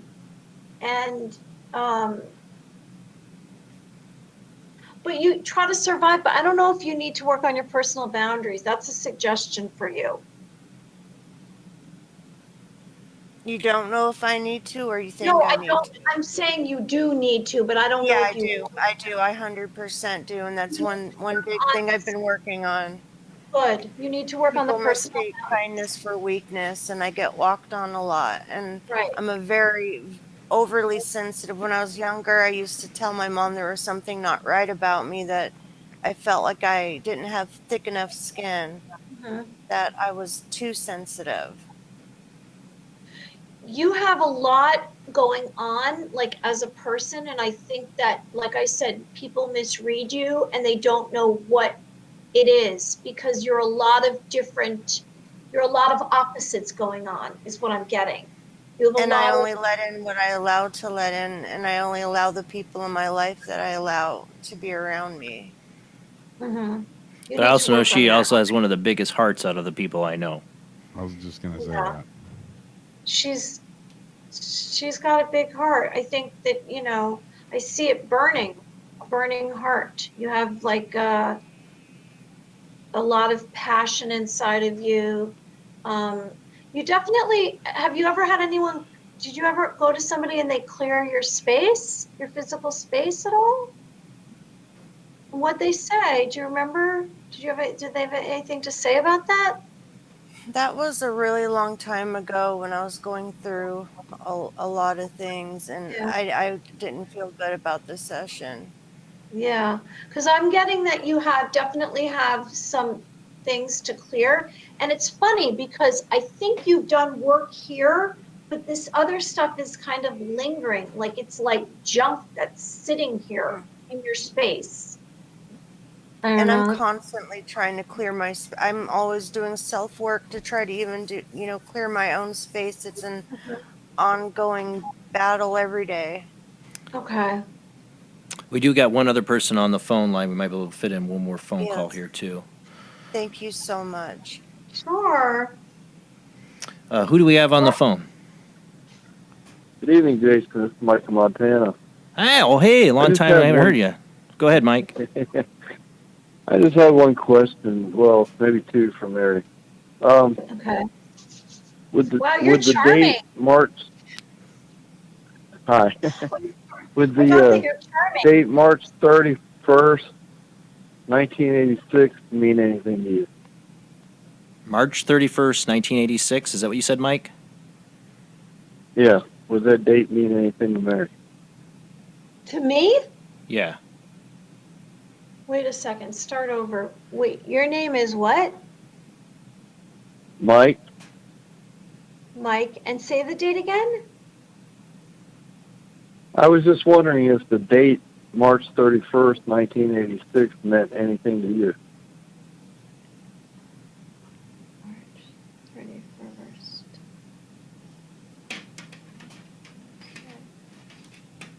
Do I know you? No, I don't think so. It'd be a small world We've if you never did. met. No, I'm wondering when you're saying that, are you asking me personally if that means something to you, to me? Or if you you're pick anything saying up. No. If I you just pick wonder anything if from that it. date had any meaning to you. Oh, okay, let me go. All right, let me see this. First of all, okay, hi, my name is Mary, and your name is? Mike? Okay, if it's okay with you, I'd like to connect to you. All right, that's fine. Okay, so I got right away a baby booty, light blue, baby booty. A baby what? A baby booty, like a baby booty, a little booty. Oh, just ignore me. Okay, go for it. Sorry. Okay, so I'm getting sunshine and like like when the sun, I want to say it's when the sun is setting. A sunset. Let's see, March 31st, 1986.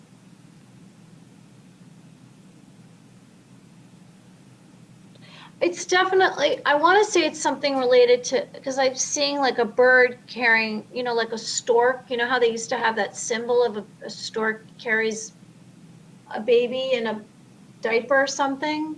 I don't know. That's all, huh? That was the date that a young woman, she would be almost 33 now, she was born on that date. But her mother and you could be twins. Really? And she passed away on that day. And ever since I've been watching you here on YouTube, it's like looking at a woman I knew 33 years ago. Wow. And I was just wondering if that date meant anything to you, because that was the day she left us. And she looks just like her? Kind of weird that she Exactly. actually knew you. I mean, I could show you a picture of literally you 33 years old, 33 years ago. Let's see it. Show me the picture. I don't have it on hand. I'd have to dig it out, but I do have it. That's crazy. People say that they'll say I have a double. A lot of people have said that to me in my life. I have a double. A lot of people. Can I ask you if your middle initial is L? Yes. It is. It is. Yes. Are you kidding me? No. I know it is. You have the same initials as that woman. Really? Wow. MLA? Yeah. And yes. Mine's NDA. But you look exactly like her. I swear, it's chilling. The hair on my arms is standing. What? Wonder what that could mean, because I mean, obviously you're not reincarnation of her because you're older than 33. She died in 86. Yeah. Yeah, she died March 31st. But you wonder how connection. Of everybody. Yeah, different energies, how they play and how that works. I don't know. That's crazy. And this is a paranormal show. Go figure. Yeah. Mike's always got really great calls when he does call in. It's always good. It's always really good. It's always towards the end of the show, Mike. It's always towards the end of the show. I'm sorry. I can't see you, but you know what? Maybe if you go on the Facebook, any chance you'd want to post the picture so I could see what this woman looks like if you find it? Sure. I'll do that. Oh my God. If you can't figure out how to post or where to post it, let me know, Mike. I'll make sure I get it posted I'll give it to her so she can post it, and I'll put it on the Facebook page. All right, I'll do that. Thank you, Jason. No, thank you for your time, Mary. Thanks for calling in. He always has really good calls, and they're always the last call of the show usually. See, I got a baby booty, or like a baby. But I don't know why I got that. I was thinking something totally. I'm like, baby booty. Okay. Baby booty. Like I said, just ignore me. You're thinking, okay. Well, of course, you know what I'm thinking because I'm an idiot. Because I'm just stupid. Because I'm stupid. I would baby booty, of course, little baby booty. My brain goes somewhere else with it. Like, what are you talking about? Like the dang gold crown shower, Jason. Oh, don't get into the golden shower thing now. Well, thank you so much, Mary. I want to give you the last minute here to give out any information to the audience, where they can find you or contact you. Yeah, you can reach me at maryamyofficial.com. I have a Facebook Mary Amy Official, and I have a Instagram Mary Amy Official. I work out of an office in Rye. I do Skype. I do. I live in the New York area, so I will travel. I wish everybody happiness. It was awesome to have you on. I'd love to have you on again. And you're a real trooper with the phone calls. You did a great job with that. So I'd love to have you on again if you'd be interested in coming on and doing another show. I would love to. I really had a great time, and I really appreciate you having me on the show. You have a great show. You guys are a great group of people. A lot of fun. I feel very honored to have this group of people here. And even if I find out you're my executioner, Rob, I'll still love you. It'll be all right. I love you too, man. I apologize if I was. All right, guys, that's it for Paranormal Soup. We will be back next Sunday. Same bad time, same bad channel, 10 p.m. to 1 a.m. Central, 11 p.m. to 2 a.m. Eastern, 8 p.m. to 11 p.m. Pacific time. We will have Lane Delphin, and I don't have the bio here, so I don't know, but that's who we'll have on next Sunday. Come check it out. We'll have the phone lines open. And then, of course, for people asking when, I was trying to decide if I was going to do another Spirit Box show, because it took 2 weeks to edit all the videos from the last one, but I will, because I'm getting a lot of people asking after the last one when the next one will be. So I will do another one very soon. January 27th. That will be the next ITZ show. You'll be able to call in, see if the spirits can talk to you, but that will be the 27th. So just hang in there. That next show is coming. Thanks for everybody who's watching. Go check out us on Midwest Paranormal Presents Paranormal Soup's Facebook page. Check us out on YouTube under Paranormal Soup or Jason Bland. Donate. I don't say donate. I will have a Patreon coming up soon. You can donate to. Not yet, but soon. But subscribe, follow. That's what you can do to help the show, and share it to all your friends. Tell your people that are interested in the paranormal. This is our place. We can come, a safe place to talk about all those things weird and unusual. Call in a show and share your experiences. It's always a safe place to do it. It's why I do the show. So tell your friends about it. That's how you support the show right now. All right, guys. See you next Sunday. Have a great night. Have a great week.